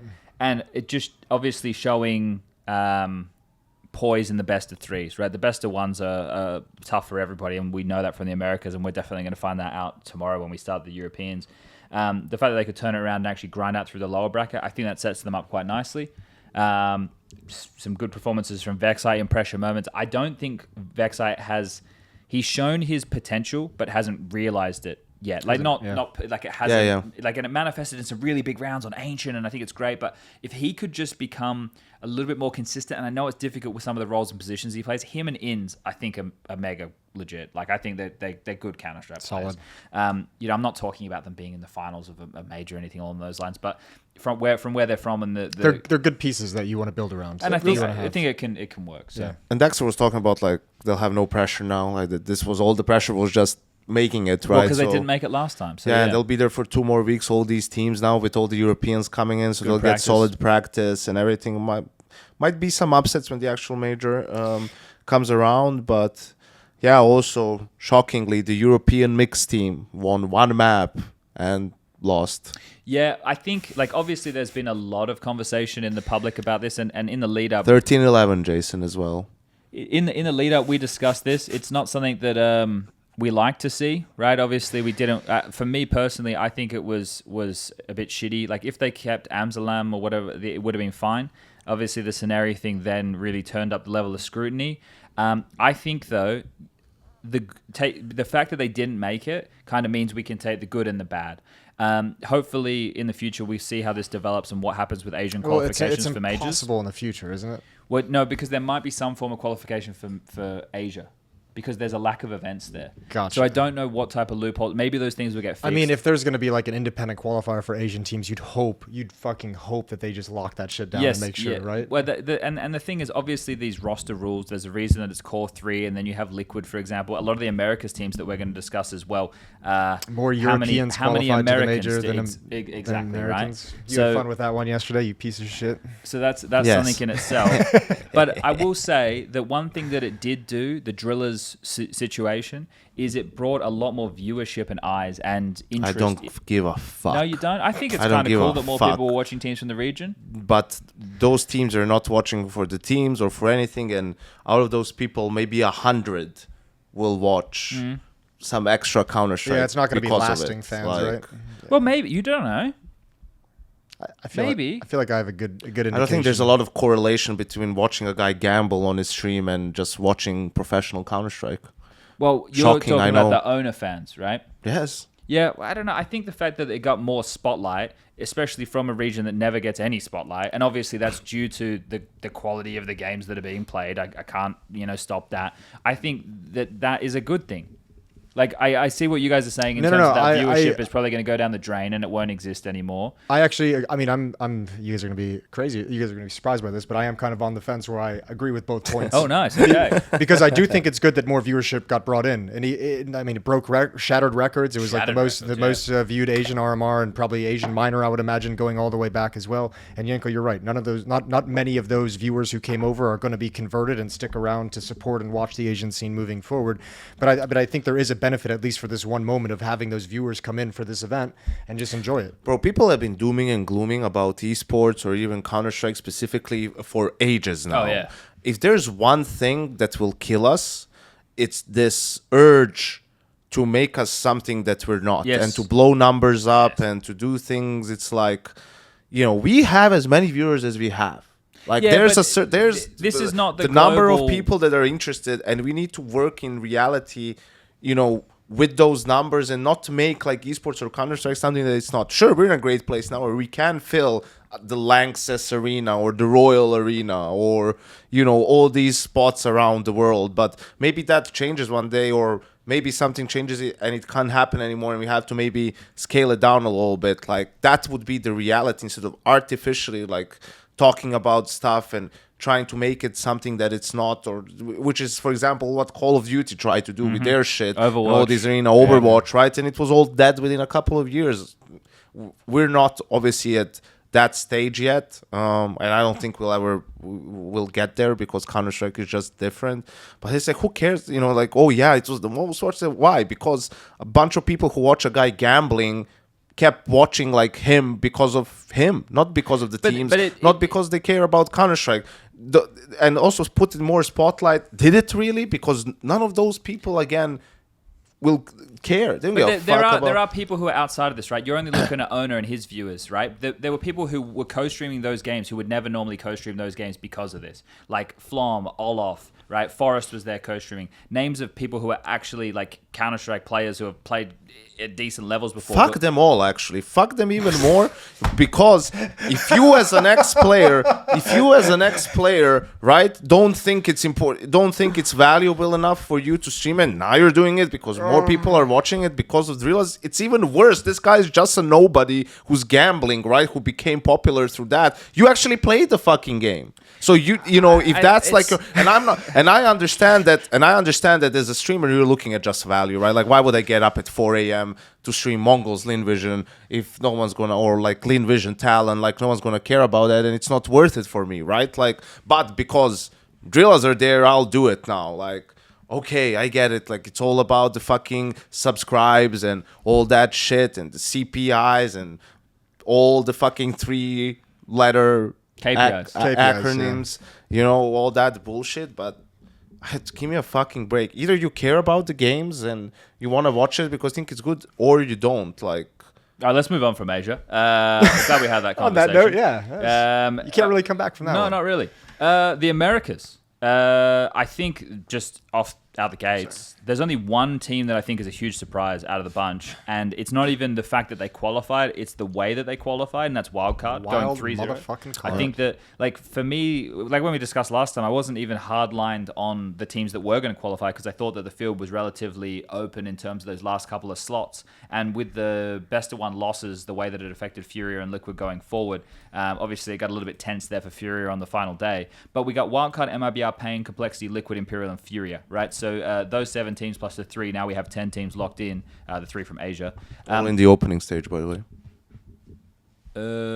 Those 10 teams are all in the first stage. Only European teams go straight to the second stage. Okay, well, so 6 Europeans will join that group, and that will be the first stage of the major. Okay, so we're going to see a lot of these names playing each other again. So it'll be interesting to see the overlaps of that when it gets turned up a little bit, because, like, for Wildcard, obviously they have the 2 Swedes, Susp and Fozy, and then they have Sonic, and then they have a Canadian and an American. Alex and I were having this discussion because it's North America, Central America, South America. How come you're not all just Americans? How come you guys got to be called the Americans? I actually have no idea how that came to pass, but it's pretty fucking awesome. If I'm okay, fair enough. Yeah. Fair enough. I don't know, because I did have an issue, like, every time I do like an America's RMR where it's like, how do I actually phrase this? Like, do I call you like a United Statesian? Yeah, right. If I Chileans. Because at the end of the day, we are again, Jason. Do you call them what? No, but United Statesians. Like, I don't know what the term is, because at the end of the day, we actually are all Americans. It's South America, Central America, North America. So, like, and even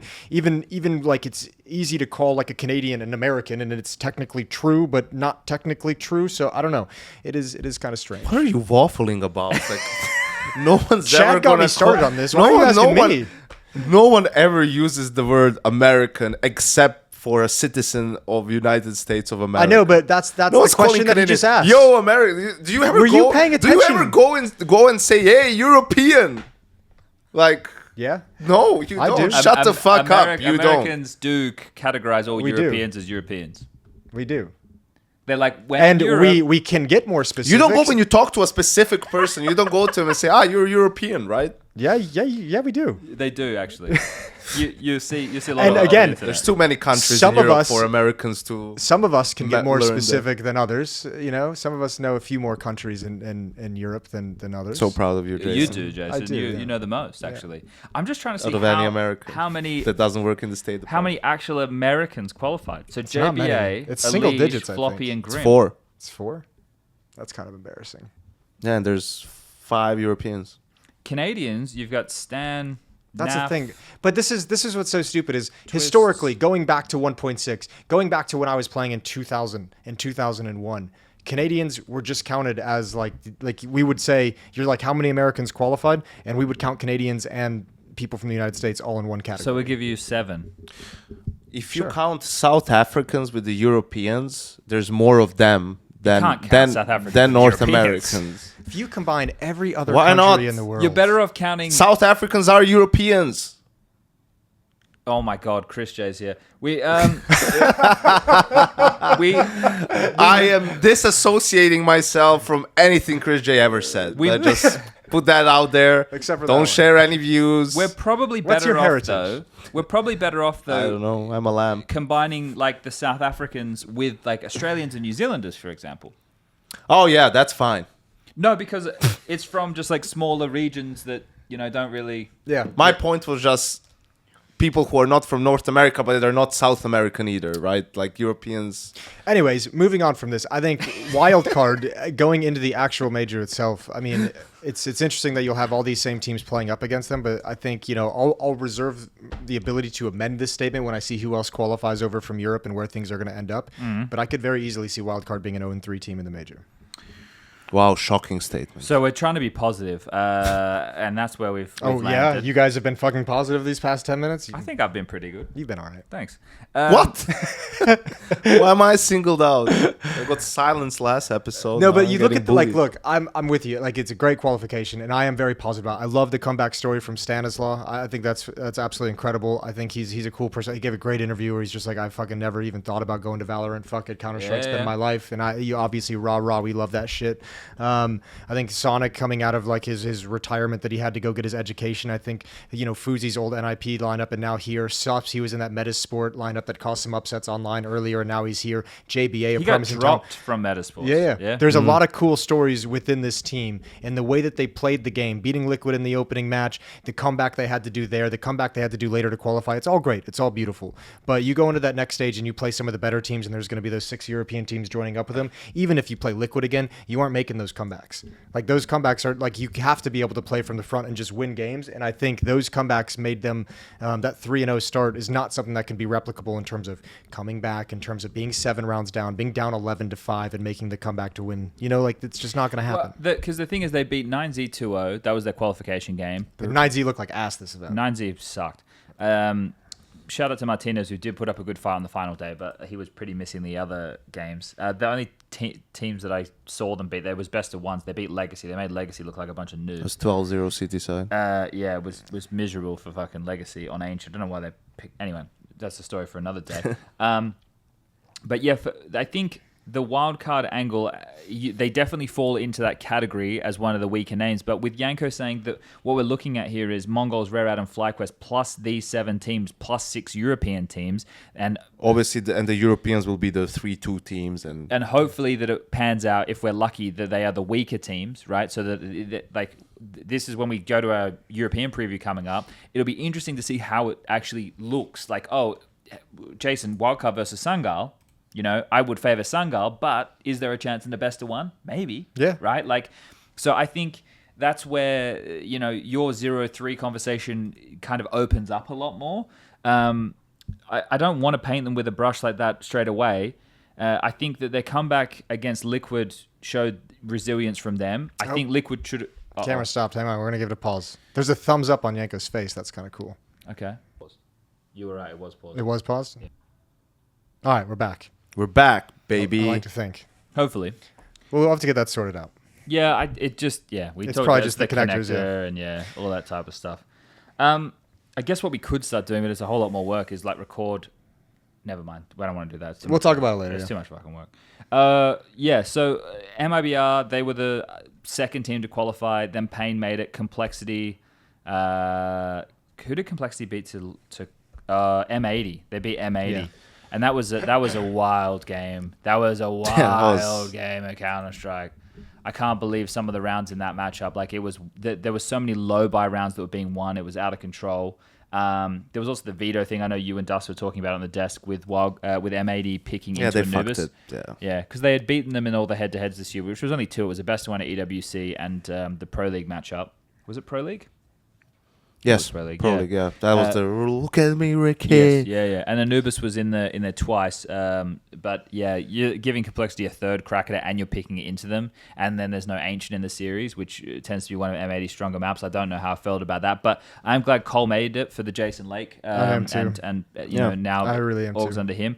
Obviously, glad that Liquid made it. Yeah. I think that the best of one lost to Wildcard. They were 9-3 up first half on Inferno, and then they dropped the ball, and it this is where you can discuss with some of the favorites maybe having nerves in those environments, whereas a team like Wildcard, they obviously want to make it, but I don't even think it was nerves with Liquid. Do you think it was just shit? I think they just played like shit. I mean, like I said when we started, like Yakinder was getting just bullied at the B bombs. Like he was getting caught out in situations and just being like a free kill every round in Banana, which is always going to be hard. Twist couldn't shoot. Apparently his mouse was tampered with and something. Yes, not actually tampered is the wrong word, but fucked with by sabotage. an admin. Liquid, of course. Whatever his tweet meant, I don't even know what could have happened. But regardless, the admin whether it rebooting was the PC, like updating firmware or unplugging it, something along those lines. Whether it was that or not, like Twist was just getting destroyed in middle. He was eating every single flashbang that Wildcard was throwing at him as they came through those smokes. So I mean, I just think it just played bad, to be honest with you.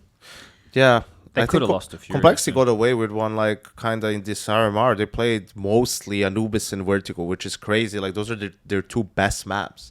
I don't know how they were getting this in best of ones, too. I mean, Boss was playing Anubis against them, which low-key might be, like, a good thing for them also, because they didn't have to play these maps that you would expect people to punish them. Like, they didn't play Inferno. They didn't play Dust 2. They played one nuke against, I don't know who, and they owned them. It's funny how 2-0 much game doesn't matter, but MABR beat them on nuke. So it's like because you'll always the maps that they played the least during the boot camp have been Vertigo and Anubis, right? Like you always focus on your weaker maps and try to get them up to snuff. So they'll definitely have new things on those maps, which might prove invaluable at the major, right? Like in those best of ones, you play Dust 2 in a best of one or an Inferno in a best of one, and you've changed some stuff up. You've added some new things, and the opponent hasn't seen you do it before. Like that could be enough to get you the win in a close game. So good for them. Crazy how little upsets we've had in terms of teams making it, right? You guys just a said few opening rounds, just M80, and M80 is not a bad team, but they played like one this RMR. Yeah, right? Def said it in the interview. Yeah, I respect shout out that to Def. interview That a was lot. great. Yeah, This is probably the worst I've seen them play. Yeah, they have been on a downward slide, which is unfortunate, and I don't know if that's probably the inexperience kicking in a little bit. I can imagine there's more stress in the comms and all of that stuff. So unfortunate for them, but someone that also is loving life. Funny how this fucking shit format works out. Imperial. Great for some. Imperial, who beat Case, Crew, and Red Canids to make the major. It's not bad. That's a good run. And the Red Canids game got interesting at points, especially Dust 2. That was, I can't believe some of the rounds that they were losing. There was a thumbs down on that. Someone was a thumbs down. The worst thing that can happen to you in this shit format, thanks Valve, can be that you lose the best of one as a favorite, and then that team is out 1-3. Like that kills your book shit souls. You're all good. Bullshit score. The seeding. Right? Yeah. Because Furia lost to Legacy, and that was it. Because of Legacy fucking everything else up, they were always going to have to play the 7th place decider. Despite Liquid, they lost to Liquid, who was like 3-1 after that. And I'm gonna miss RMRs. I think they've become really cool tournaments, but I'm so glad we don't have to have this stupid fucking format where we're forcing Swiss into these situations where it doesn't really work. Like having a 7th, 8th place decider, making like what would you rather be if you're playing that 7th, 8th place decider? Would you rather be M80 who played at 10 a.m. and then 7 p.m. or would you rather be Furia who played a best of 3 Furia. and then played another one like right afterwards? Furia, because for a 10 a.m. game you have to be up at 8 a.m. Yeah, At a minimum. Yeah. exactly. And, yeah, that's even cutting it close. And you're not getting up at 8 a.m. as a gamer on normal days, even at a tournament. No. Like, that's not how we function. And the previous RMRs was like, here's Swiss, but you only get 2 losses. And it's like, can we stop fucking using this? Like, if I'm going to be honest, we're going to have that problem again in the next 2 RMRs, just so everyone's aware. I know. But you have the 4th place decider because of the elimination. To which stage are you going? Yeah. I don't agree with your sentiment, Jason, of going to miss RMRs. I won't. I miss open qualifiers more than I would miss RMRs, like the qualification for the RMRs, because like that was just so many matches and crazy and all of this, and everybody could kind of get involved. I think the RMRs, and this is something that Nero said a couple of weeks ago when he was on the podcast with HLTV, it's like the incentive structure is fucked. Like some of these teams, especially like Imperial is a good example, are going to be happier about qualifying at the RMR for the major than actually like their Playing result well at the major. yeah. And that's bad. Like it shouldn't be, okay, we've secured the stickers now. Like, okay, cool, we're all going to get our Christmas bonus of $100,000. That's great. You want to go to the major to win. It's not about like just making sure. Like you see some of the tweets, stickers secured. I'm like, fuck you guys. Like, Yeah, but at the same time, that imbalance in terms of your incentive has made the RMR such an intense event. Like these games have been poorly. Right, but like I think the RMRs have been more intense than the opening stage of the majors. That's your problem. That's your problem, Jason. Yeah, that's the but problem. it's the That's truth. literally yeah, but that is the problem. That is why the RMR going is good. That is why qualification being how well you do year round, 4 points for the event matters, because every event you go to, you're going to place the best you can, not just show up at one event a year to be guaranteed a couple of $100,000. It's fucking bullshit. Yeah, that's fine. Yeah, I agree with that too. Like I get you, like it's emotional and they're celebrating. That's not where the incentive structure should be. Yeah, but in this world, Here's- how like, about this? whether it's better, we're going to lose that emotional hit of one tournament having this much importance. But all other tournaments will be more important then. But we're not going to feel that same emotion as we do at the RMR. Yeah, well, we're if not we going to tell feel the that story same. properly. Dude, it's not. How about this? No matter how well we tell the story, We can and we try. will tell it well, it's not going to have the same emotional hit and investment as the RMR. 100%, he reckons. How about this? 99%. The capsule, like, because the problem is you're in the capsule for the stickers, so It's everyone about gets the scaling. same. Yeah. No matter how, Yeah. That's why it's like just making it is enough. What if it scales based off of your placing? Yes. Again, I think I referenced this on another. And there's a episode. bit, there's a minimum of what you get. So Yeah. you still get like something, which you should for qualifying for the, in a way, like at least. It helps the ecosystem. I think it's great. There's a minimum, especially for some of these orgs, right? Like, and it, obviously all percentage-wise would have to be, because you never know how much money there will be that time from the stickers. But, you're actually, the more you win, like it goes up. Yeah. By a lot. Yeah, or even whatever, like, let's just say whatever stage that you qualify for in the beginning, because next time around it's going to be even more, right? Next time it's going to be first Swiss into second Swiss into third Swiss. So, like... Kill me now. Right? Like, it's going to be one of these things where that incentive structure definitely JMO, needs to Mount be JMO? considered. I actually think I have just enough Jameson for one Mount Jameson. It's after lunch, so it's kosher. Yeah, I think that needs to be looked at, but that's a future problem, right? Yeah. I just think that like No, you are right. The incentive structure is ass backwards when it comes to that, and I'm with you. it's like the Swiss system altogether has that as a problem, because it's like day 2 we're qualifying teams and eliminating teams, but then it's like it's not a straight line, right? It's like a fucking weird curve. I don't fucking Yeah, that you were getting there. You know what the fucked up part is? Like that. This is the problem, because every hour, like there's stakes all the time. It's like, oh, they'll make it, not make it, and then you go to the opening stage of the major, like, and you're like, oh, if you win, you go to the next stage, still not the playoffs. If you lose, you're eliminated, but you still get sticker money. you already got the sticker money, so Job done. you don't really care about that. Yeah. So the storytelling becomes so much more difficult, right? Like. Yeah. You Because can't. you're right, Jason. The emotions aren't the same, Yeah. which is a problem. It's harder to get those emotions up when like you do an event and you're like, well, they're here in the ranking. This could have a huge impact. We don't really know yet until we see everything. Versus the RMR where it's just like they That's actually qualified, true. they're fucking in. The ranking is a good point. Like that still matters for a lot of these teams. Like it could get them in, for some of these tournaments. Sure, like at into the least circuit. they're on the bubble for the invites. That's Like true. let's say someone like Sangal, right? If they somehow make it to the major, right? Get a win here and there, right? They could be ranked To the 20th. Yeah. They or started the year something. like 128th or something like Yeah. that. They and I mean that, which is kind of we can get to that later, but that's kind of a cool conversation. We've been curious how easy it's going to be for teams to rise through the VRS. Like they're like a case scenario right there to look at what they did this year. Case study, yes. A few things. What did I say? No, you said case scenario, but I'm like, Oh, we can do case study, case yeah. study on them, yeah. Nouns are dog shit. Yeah. They're terrible. Like Boss even looked better than them in patches, and Boss looked pretty rough around the edges as well. Boss had one good day of the RMR. Yeah. Case and Crew, whatever. Not too much to say about those guys. I don't know, and I'm not going to shit on them. You know, we're never going to have RMRs again, but I believe this wholeheartedly. I believe this wholeheartedly that you grab like me, Maui, Here we go. Chad, because you're Australian. Okay, I count. And Yanko, and grab us like a Harry. And then you give us like a month and a half. Well, you think we're beating nouns? Yeah. Jesus Christ.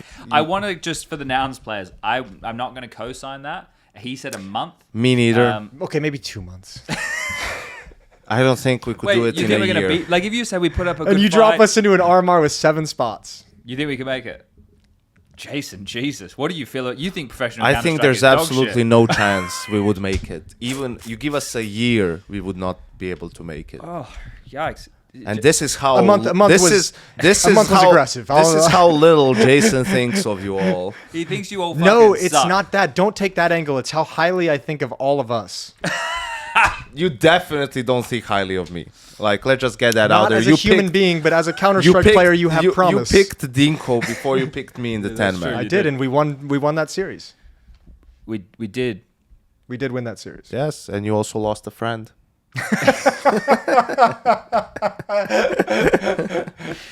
Oh dear. Yeah, what else is exciting to talk about from the Americas? Like Thomason was a beast. So we get Martinez, we get Thompson. Thomason was fucking animal, dude. I think Davideus? DGT looks shit. Davideus actually looked pretty good. Yeah. He had his moments. DGT was dog. I don't know what happened to him. Max was pretty miserable. Buddha was the best player up until a certain point, and Buddha is definitely their worst player. So Oh my god, that Dust 2 game against... it's fucking aneurysm, bro.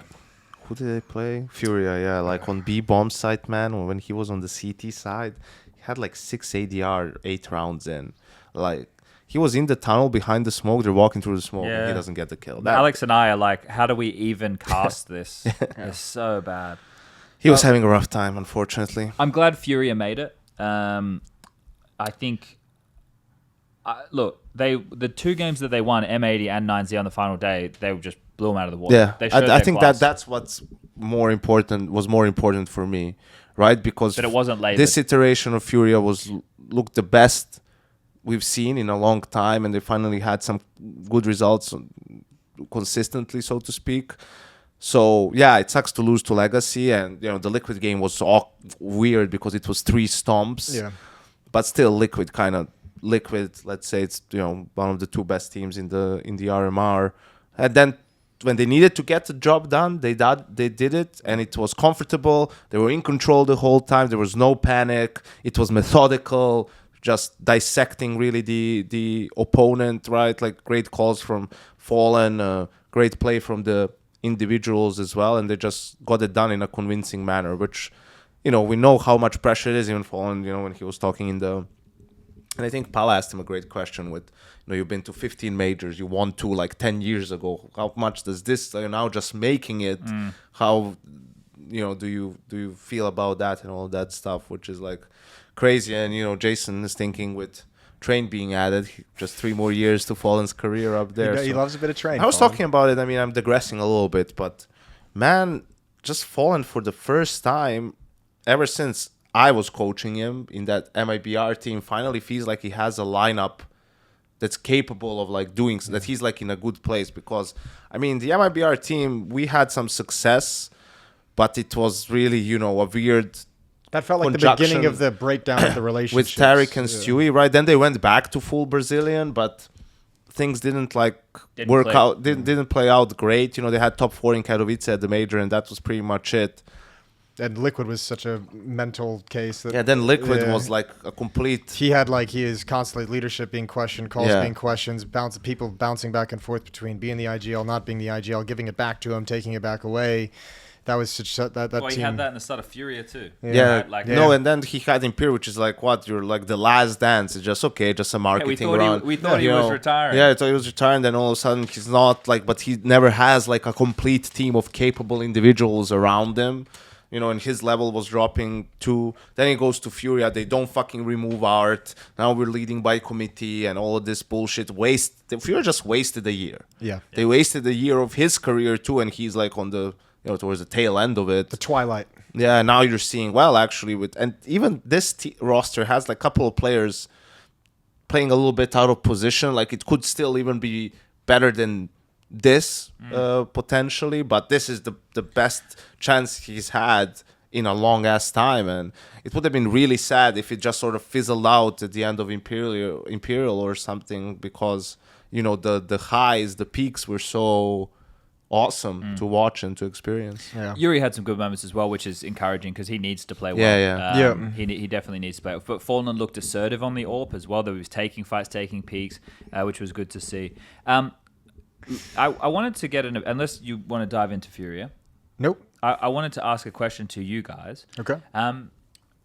I think the level of expectation for Liquid is they had to qualify. I think that's almost like worldwide expectation, especially after not making it to Copenhagen. And the quality of Counter-Strike they played, even though they haven't been able to break through that ceiling against the top 5. And then there was some worries after they lost to Vitality with the stand-in. They qualified, but I read the Reddit thread after they beat Furia, and it's nothing celebrating Liquid. It's all still questioning how the team is, like, the setup like of the player constellation, or looking at your Kinder not playing well. How do you guys feel about Liquid from what you saw at this RMR? Is it filling you with hope? Is it filling you with any positivity, or is it just, well, this was expected and they did the job? I think for me, it's just kind of like they did the job. I liked some of the signs I saw of Ultimate. Ultimate had some good games, but I also know that the level of competition is so much lower that like I don't know if that's going to translate over to the European, to the major when the European competition gets in and the Asian competition is there. Yeah. But I mean, I think you have to be at least like optimistic based off that performance that it can happen. Like this could have been a confidence week for him. So I mean, for me, they just handled business, and I think like I have expectations that they should be a team at least like if you don't make the playoffs like through the Swiss system easily, like you have to be the team that's like fighting for it in those last spots. Or so you think they need to go from opening to elimination and then be a 2-2 team? Yeah. Okay. Like for me, like they have to be at least like if you get eliminated one game away from the major, depending on who you're playing, depending on who your losses are to, like let's address it at that situation. But I expect them to at least be battling for a playoff spot. So no signs for either of you here that it's like they've made some progress or things are looking better in problem areas. It's too early to tell. You can see some of the changes they made, right? Like I feel like when I was watching, like the one that sticks out in my head is like the Anubis stuff with Yakinder being aggressive in A main. Like every time they wanted to make an aggressive play, they moved him around the map. Makes sense. Yeah, but I also don't know how much I like that because that's going to be such a tell.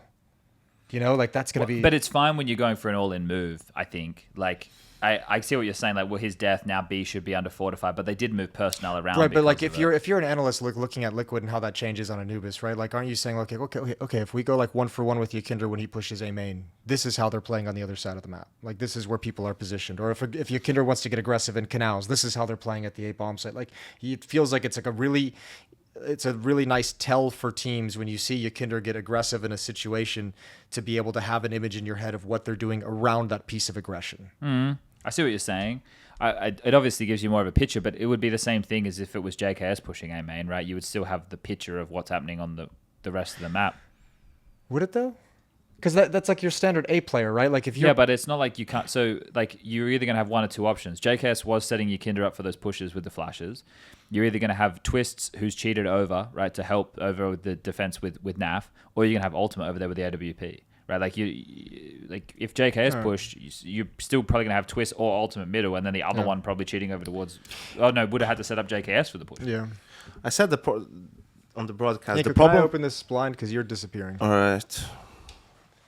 The sun feels good, Yanko. It's nice. Do you want Jason's sunglasses? It's gonna alive you. I'll get you his sunglasses. Yeah, get your pretty face in there.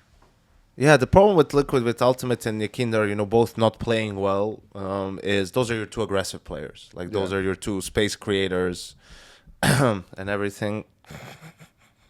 Nice sunglasses. You're going to enjoy those. Playing with the fucking boys. Born in the USA. So yeah, that was the problem. And that's why, their T side is shit. Yeah, but when you're 4v5 all the time, right? And you're not getting openings, and it's much difficult to do everything else, right? Like when those two guys are struggling, and then you saw on Anubis when both of them are having a good game, how easy it becomes, right? Ultimate, different spot almost every round, just finding openings. Kinder had a fucking ace as well. 3 of the kills came with the op too, right? And then on Dust 2, you go and then it's like, it was so It bad. looked terrible. T side is like reminiscent a little bit of G2, and it looks bad. It's like Ultimate has the op, and they go 3 upper B, and Twist is like spotting from suicide, and JKS is outside long, and they get smoked. They don't do anything. They get smoked. They're just like wasting away. They wanted to go B or for him to peek and then go behind them or whatever. But when you get blocked, they don't even go back to like take cat. Yeah. And then they just go into a B split from that. Like, you can't do that. Like, Too that's much just inaction, exactly. a lack of command in the mid round. It did look just like fucking flat and weird. And Furia knew exactly where they were going every time. I think too, like when you think, because like this major, like leading up to this major, everything with this Liquid roster has been predicated on how they do it this major, and it feels like you come into this, and I've been a very big proponent of Yakinder having like coming back and getting his groove back and finding his game again. It hasn't happened the way I thought it would, but you're now doing something where you're making so many changes and adaptations for the team in an attempt to get him back in his groove, where if it still fails, this has got to be the moment. This has got to be make or break. But I'm just curious, right? Because I did dive into the stats a little bit, and I know I'm not a numbers guy. Definitely not. I can't even do basic algebra. But I was saying, look, for the tournament, and obviously the type of opponent is something that we need to keep in mind here. But in the top like 7 or 8 players on the T side out of all of the players in this event, JKS, NAF, and Ultimate are in the top like 7 or 8 players on the T side for the whole thing. Nice. Right? Which the T side is a big issue, right? And it's because of those aggressive pieces. Now, if NAF and JKS, look, obviously there's games that they stomped, so stats are skewed, but I wonder if that's going to be a direction where it is Justin who is having to do more of it than NAF. But it's about what level of success you can find. When you look at the Inferno game that they played, they never took banana control against Furia. Yakinder rarely took it. He let them have it every single round. He got fucking abused trying to do it against Wildcard. Dude, they are. I'm. This is something I feel. I think Furia are. I think Liquid are lucky they beat Furia on Inferno. If JKS and Ultimate didn't have those 2 rounds over to pit and short side, I think they were in a fucking lot of trouble. Yeah. Like the fact that the individuals stepped up and shut down. I thought that there was going to be some real fucking issues for Liquid in that game because they were outmaneuvered a lot, but the individuals just shut it down. And I don't think it was cut and dry by any means, but this is the thing. We treat this team like they're an elite level team. So are you worried about Liquid? This all comes together to make it sound like you're a little bit concerned about what you're seeing. I think that there's some big issues on that. Their map pool doesn't feel like it's fleshed out very well. Like maps that they're happy to play, they don't look strong on. One of the maps they look strong on is Anubis, right? Another map that I like watching them on is Ancient, but I feel like we don't see them on Ancient enough. Maybe that's a misstatement, and it also could be team-based, like Furia ban Ancient, for example. But like Dust 2, how can you be that shit on Dust 2? It's kind of weird. Yeah. Wait, wasn't Dust 2 the map what map did they 13-0 G2 on? Ancient. Which G2 picked and let... I think also sometimes I think Liquid picked it. Liquid picked it. Yeah, but G2 let them start CT side. Yeah. Yeah. I think also sometimes people, especially at the RMR or at the big, people read too much into, it looked like this, or they played that team or this team. Is like, look at Liquid's run. They lose the first game in overtime. Mm-hmm. They stomped the next 2 best of 1s, and they beat Fury in a best of 3, and the 2 map wins were like pretty, like, what do you want? True. True. Right? Like in such a high pressure environment, the important thing is that you get it done, right? Yeah. Like, especially for Liquid, who didn't make the last major, Twists, who took matters into his own hands with leading the team and scouting Ultimate and bringing him over. Like, that's a lot of pressure for you to get the job done. Yeah. They got it done, and like he said, it's a mountain off his shoulders. So now you have 2 extra weeks of boot camp. I mean, they boot camped like 3 weeks in the last month. Really, in a way. And they said that prior to the World Finals, they had issues with practicing because people had to get visas for China, all this stuff, travel back. So they'll only get better for the actual major. So That was actually a cool thing I heard from Twist when that interview, because we had talked about it coming into the Americas RMR. Like, is it that good decision to just stay in Singapore for like 8 or 9 days and just do like philosophy and theory, because the practice is going to be rough. Not for his diet. Yeah, not for his. Well, maybe if they were in Singapore, it might have been just fine. But like having that week, and then as you said, just getting it done at the Americas RMR, and assuming they had some efficient philosophical boot camps on how they want to play and how they want to change things.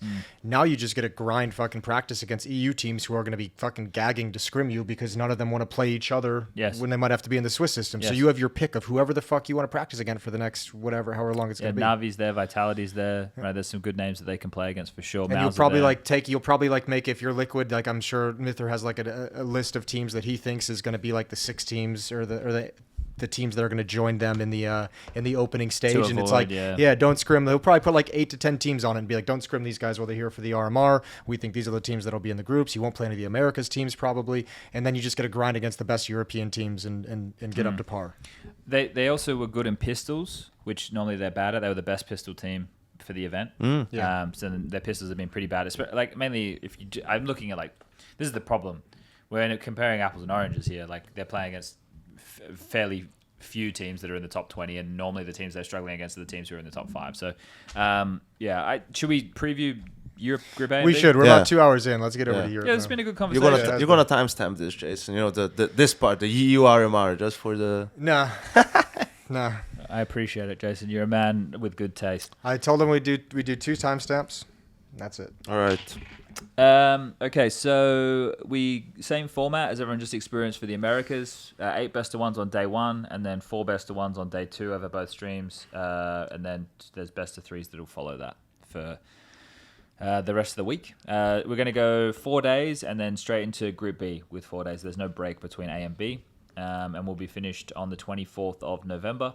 And then there'll be a 4 or a 5 day. Actually, I think it's almost a week break before the major actually kicks off. It's like from the 25th until the 30th. Yes. Yep. How many days off do we have here? 4? 4. I'm traveling back to Malta for 4 days, or 3.5, whatever it is. Yeah. Fly on the 25th, come back on the 28th. I might go hang out with Yanko. Okay. Well, I don't know yet. Take a look at some flights. Maybe if you picked me for the 10-man. You can play at his LAN cafe. You can play in the next 10, man. It's not a LAN cafe. It's a boot camp. It's a training facility. Sorry. Jesus Christ. That's unbelievable. And you know what? All 3 teams that were there prior to the RMR qualified for the major, Chad. Mongols, FlyQuest, Rare Atom. What's the name of the facility? ENAT. And if anybody wanted to get in touch? ENAT.gg. Okay. And there's a form there you can fill out. Any questions? You can always DM me as well. All right. RMRA, Navi versus Fnatic. Is that the game we'll think will be closest? Oh, you want to go matchup by matchup? No, but I don't know. I didn't know what to say, so I just. I guess we can just look at the teams that we think need to qualify or should qualify. Maybe not need. I think Navi and Vitality, 2 teams who should be qualifying without. And Navi, Vitality, Mouse, FaZe. You had those 4 have to make like with this fucking. Again, I don't know if we can put Navi, Vitality, FaZe, Mouse in the same mouthful. I think we could put Navi and Vitality, and then... I think in the context of the RMR... the context of making it to the major, we can. But I think that FaZe and Mouse will have a harder time than Navi and Vitality. I think I'd be a little bit disappointed in both of those teams if they were on the struggle bus throughout this. But FaZe are always on the struggle bus. Remember that time they lost to Bad News Eagles? True, FaZe is always on the struggle bus. That's fair. Mouse though should be able to handle business. But not if they know Jimmy's leaving. And FaZe is playing Cloud9 in the first game. Yeah, but look at the teams they're going up against in this group, though. Like they shouldn't. They're playing Namiga. They shouldn't have these problems. Are you telling me that you don't think that like Xanta and Co can take it to Mouse in the best of 1? Yeah, I guess I am, bro. I guess I am kind of saying. On HLTV Yanko ranking, knows all about Namiga. On HLTV ranking, Cloud9 is ranked 66. Well, at least it's not 69. 60 fucking or 6, bro. And FaZe is ranked 6, so we have. There we go. Yeah. Okay. Of the fucking devil. Let's before we get into the weeds, I guess. So we think those 4 teams should be locks. All right. So we can leave it there in the same way that we spoke about Liquid and Furia. There might be best of 1 upsets, but they should be able to grind it out. If too many of these teams take best of 1 upsets in the opener, that's where the 2-2 matches are going to get fucking crazy. Who do we think is like? I'm gonna have to bring it up on my phone just so I have all the teams here. Who do we think is in the conversation of that? Like, it'll be touch and go, but they can make it. I mean, Falcons. I was gonna say you kind of have to put Falcons there. Like, I wouldn't normally say that, but if Simple is gonna prove me wrong at this event, then he'd certainly be able to pop off and carry him through some Let's stretches. just put it this way: if Simple loses to 4Z, Detour, Blitz, Kreas, and MBQQ, he might just retire mid fucking RMR. Like, Unplugs his keyboard. or just he gets on might the plane. murder someone on his team. Like, you know. That'd be funny though. Now I kind of wanted to see it happen. I guess this is where you also got a message. A team like Senegal, who's had such an incredible year, there's some potential there. Saw has some danger even with the roster change. Yeah, well, the fact that they backed it up with a tournament win, right, after they added Agil. So I think I think the teams that I am probably excited about seeing what they will offer at this event, Sangal, Gamer Legion, Namiga, they won that RES event, I'm pretty sure. Yeah. I put Cloud9 and Fnatic in a similar category of names that I once upon a time would have got excited about, but am not anymore. I don't know how this Cloud9 roster is like this. I don't know how. Oscar is back. Yeah, with Sinners. But the teams who I think probably have very unlikely chance are Unity, Rebels, Eclot. I would probably put Sinners in that category as well, unfortunately. One of Fnatic or Gamer Legion is not making it.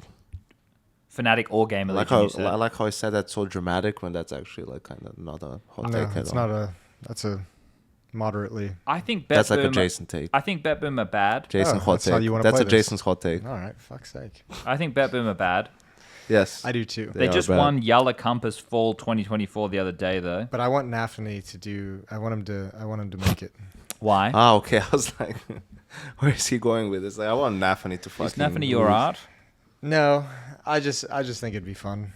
He wouldn't want him to make it though. I don't have any Counter-Strike reason to be based in that. I just think it would be cool. If he beat Cloud9 in the 2-2 game, Yeah, that'd be you know, pretty I'd sweet. like that. Yeah. But like, Although it's weird too, because like it's actually kind of nice seeing Inters back as well.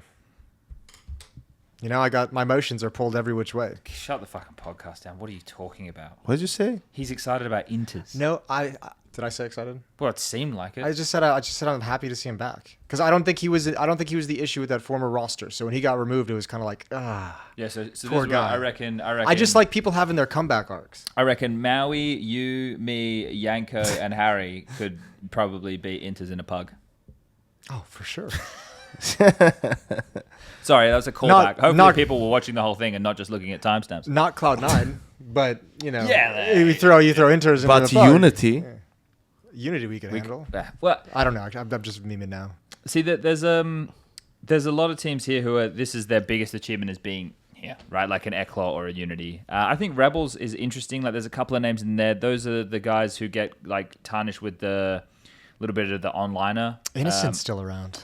Yeah. Olymp, who was in Orcs, is there. Yeah, and those boys get the cheetah brush, unfortunately. Like, Oh, do they? Yeah, like the radar guys, whatever. Like that's Okay. So I don't know if it still sticks on them, but it did once upon a time. Kind of like the para guys in more recent history, right? But the fact that they've made like so many events, you think I guess it was online though how they qualified. So maybe I take it back. But the Rebels, like I like Flay. I like Flay on the AWPs pretty good. He's had some moments. We saw the core of this team at a pro league. Maybe it was the first season of the year. Casey, Olymp, Flay, and Kisarek. And they had some heart about them. So I'd like to see a Polish team do all right. Like I can't really think of any other Monty's the next closest thing to a Polish team these days, and they have Demka. He's the only one stopping them from being full Polish, I believe, because they've even got Navrot as the coach over there now that they've got like Hades and Dihar and everybody back together over there. What are the odds Fnatic makes it with Blame F and Crims? I mean, they've. Actually, I can't remember the last time I've like seen Fnatic play. They were at that hard. RES Look at event. teams like really Body and Mattis. How'd they look at Thunder? Mattis is pretty good. How'd they look at Thunderpick? They weren't They at weren't Thunderpick. there. They were at Rez. Rez was on at the same Thunderpick time. World Champion. They played online in the groups. They didn't get to the playoffs. Okay, gotcha. But So when not good. This one here, this RES one where they lost to Namiga, which is why I have a bit more Namiga hype. The Namiga guys are some interesting names in there, right? Like this, the Orpa Khan was somebody who, when I was in conversations with the Talon guys about players, Khan was one of the names that Aaron had brought up as an Orpa that they were looking at and having conversations with. Okay. Obviously, they ended up with MHL, but Khan was he's a Kazakhstani kid. Who else is in here? Yeah, there's a few names that I think this Xanta guy is one that is kicking around and can have some good games. So, and Box is coaching. Remember that Box guy? He was always like a player in Namiga for years, along with like Lollipop 21K and part of the like inventory. Part of the inventory. So yeah, look, I think Namiga are one of my teams to watch. Namiga and Sangal. If I'm having two pocket picks of teams to look out for, those are the names. I think Sangal's pressure will probably get to them. So if we're talking in games where it's down to like elimination, best of three type things, I would start giving favorable moments to Cloud9s and Fanatics based on experience. But the Sangals and Namigas, and even Gamer Legion because of Ash. I'm a big Ash stan. What happens to Cloud9 if they just lose this? Where Jack wastes even more money. Is that roster just done? Like, they... How crazy is the fucking Cloud9 storyline, bro? I know. He made so many... It felt like he made all the right moves, and none of them fucking worked. This was within a year, and this is a year and a half almost removed from what was considered to be like the hottest new team. Perfecto, Electronic. Shiro Exile. And who was the fifth? It wasn't Boomich. Hobbit? Was it? Yeah, because Electronic was in-game leading, right? Yeah. That does sound right. Jesus. I mean, when you consider, like, he picked them up, right? And they won that Dallas. Was that 22? Dallas, they won in 22, but they came in 23. Me by lifting the trophy. Yeah, but like they won that event, so the team's looking good. And then obviously they make some of the changes, and they're trying to fix things. And just the roster changes after that just spiraled out of control. Shiro benches himself, goes to Spirit. But then you get the Electronic and Perfecto move that's like it's supposed to be the fucking super team on paper, and they were the exact opposite. And like now you pick up Heavy God, who's got a lot of potential. Exile started looking like he was getting some of his game back. Icy's a young potential opera out of the region, and all of a sudden, but he was in AmCal. Yeah. That's true. He wasn't MCAL. That's a black mark. We'll have to address that situation. About the plague. I think I have trust issues, not because I've ever been cheated on, but because of device in-game leading and that Cloud9 roster not working. Yep. Yeah. I agree. Yeah. No, like I'm stuck on the cheating comment right now. What was Exile in 2022 or 2021? Was he fifth best player in the world on HLTV during the online? 21. It had to have been 21. His fall-off needs to be studied. Yeah, I don't know where it went. It's wild. Well, we've spoken about most of the teams, and this is the thing. I kind of feel the same as I do about the Americas. It's like I don't want to put any hard labels on a lot of these things because I know upsets are likely. I think as long as Na'Vi, Mouse, Vitality, FaZe all qualify, after that, I think like we're in a conversation with Source, Sangal, Gamer Legion, Namiga as teams that I think have potential to because there's only 3 spots, right? After that, after Na'Vi, Mouse, Vitality, FaZe, only 3 spots, 7 teams. I think regardless of like, I mean, out of those teams, any 3 of those would be like cool. I think it's going to be fill it in. I think it's going to be Falcons. Oh fuck! I forgot about Falcons. Sorry, that's the only team I didn't write down here. Yeah, I would like Falcons to make it because of Simple. They will make it. Falcons will make it. I want to say Blame F will carry Fnatic. Like literally or in game. I think it depends. Both. I think it depends on what teams they go up against, right? Like I feel like he can carry them through a lot of the teams in this RMR. Yes, like all these, like he made his fucking living shitting on Unity and Aclot and these teams. They should be celebrated. Yes. And I don't think any of these teams will do anything like Sinners, Aclot, Unity, Rebels. It's going to come down between like Sangal, Fnatic, Gamer Legion, and Amiga also. I don't put too much stock in them. I don't know. Maybe them. I just think... because the problem, all these teams will play each other, right? Yeah. Like, and then whoever comes out, and it's going to be a best of 1 too. So that day 1 is going to matter significantly. Like, whichever team comes out on top there and gets to 2-0, let's say, or gets to 2-1 after the best of 1s, like, they'll have the better chance. I think even someone like Gamer Legion, if they go down to the 1-2, sort of bracket, like they might struggle because they might need to win like 3 best-of-3s then or whatever. Let's do it this way, boys. If we ever get a betting sponsor, not a gambling sponsor, a sports betting sponsor, then we can do head-to-head matchups and try and do predictions on that. Otherwise, I kind of like it being a little bit more. We touch on every team. We kind of give. I'm not going through the matchups. Here's a question for you, since we know both of these teams have the potential to struggle. Who's more likely to have like a shocking burnout at the RMR and not qualify to the next stage, Mouse or FaZe? Mouse. I think they would be more dramatically affected by the rumor of a player leaving than FaZe. So yeah, but you got FaZe playing in those hotel rooms. They always talk about like needing the fucking stage intensity to get them hyped up and to get them focused up. They've had plenty of issues already. The constellation of FaZe players does feel ugly to me, and I guess it's because you're 2 veterans of the Space Takers, and the other 3, even though Brokey is like an unleashed kind of freak. You don't have those young grinders going in and popping off some entry headshots. Brokey will need to get his freak on if they want to make it. Yeah. Like, but I guess I would like to. This is what I would like to see. I would like to see Robs and Frozen play with their dicks out, because this is the type of game where I don't want to see them baiting. I want to see them farming. Okay, You want to see their dicks out, huh? Come on, Jason. I know. Jason, Well, you had the one earlier. Don't act like that. Come on, Jason. Mine was better. He was talking about pre-cum.